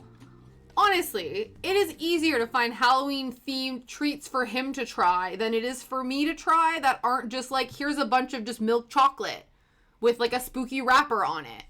Honestly, it's been so annoying, especially because there is savory Halloween-themed stuff, but it's all full of gluten, which is so annoying. I'm like, listen, the gluten-free girlies want savory spooky snacks, and I don't understand why this is not happening. But yeah, so I have a few things, but I don't know. And then of course too, Aldi, again, another grocery store here, has been showing all of this spooky stuff, but again, probably full of the glutens. And so yeah, it's been annoying. I have been annoyed because there's so many options for all the gluten-y people, and I'm like, pretty sure gluten-free girlies want to get spooky too. Audacity. The audacity. Yeah, right? Absolutely. I guess the other thing too, though, is because I feel like I'll probably, well, it'll be snackies. I'll have lunch and then start the stream. Because my concern was, I was like, oh, if I have some savories, then I might be able to, like, you know, make a proper little lunch, brunch, dinner meal out of this. But I don't think it's going to happen. Just lots of sweet snacks. Maybe some, I don't know. I'm determined. It's annoying because there was these one, I think M&S does have some, but I went, again, I've name dropped so many grocery stores during this stream. But yeah, M&S has some like gluten-free kind of more savory stuff. But last time I was there, I didn't find any. Yeah. So that's the only thing, is I'm getting to the point where I'm like, my lazy ass wants to know that if I'm going somewhere, I'm going to be able to get the thing. If there's a chance I'm not going to be able to get the thing, I will probably just not bother going. So that is something I need to contend with. Am I going to attempt to go back out into the world and try to locate these things, or should I just take what I can get and just be okay with it, you know? We'll see. All right. We have finished this page, even though this says we have not. We have. We're gonna go in here for my brain to just be like, mark all the things. Where is the button to mark all the things? Down here. Mark up all the stitches. Yes. Boom. You are 100%. Now we're gonna move over here. Right? Yes. 50. 50. Okay. Cool. Done. Let's go and see who is on the line. Sutherland is online. Saul is online. I believe Satchel Max just started as well. My brain. Let's go see Pat. Let's go see Pat. We'll see how long he's been streaming for. He might be raiding out soon. I don't know. Let's go take a look.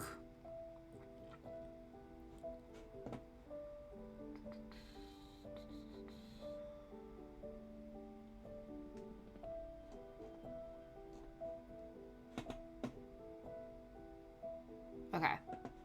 I think this is where we're gonna go. Cut. Paste. He's not made any indication that he's leaving, so we're gonna do that. Sometimes that happens where I think that I'm gonna go raid into somebody and they're like, haha, just kidding, we're raiding, and I'm like, oh no. So we try not to. Okay. There is the link in case anyone gets left behind in the raid. This is the raid message. Let's go and say hello to Pat.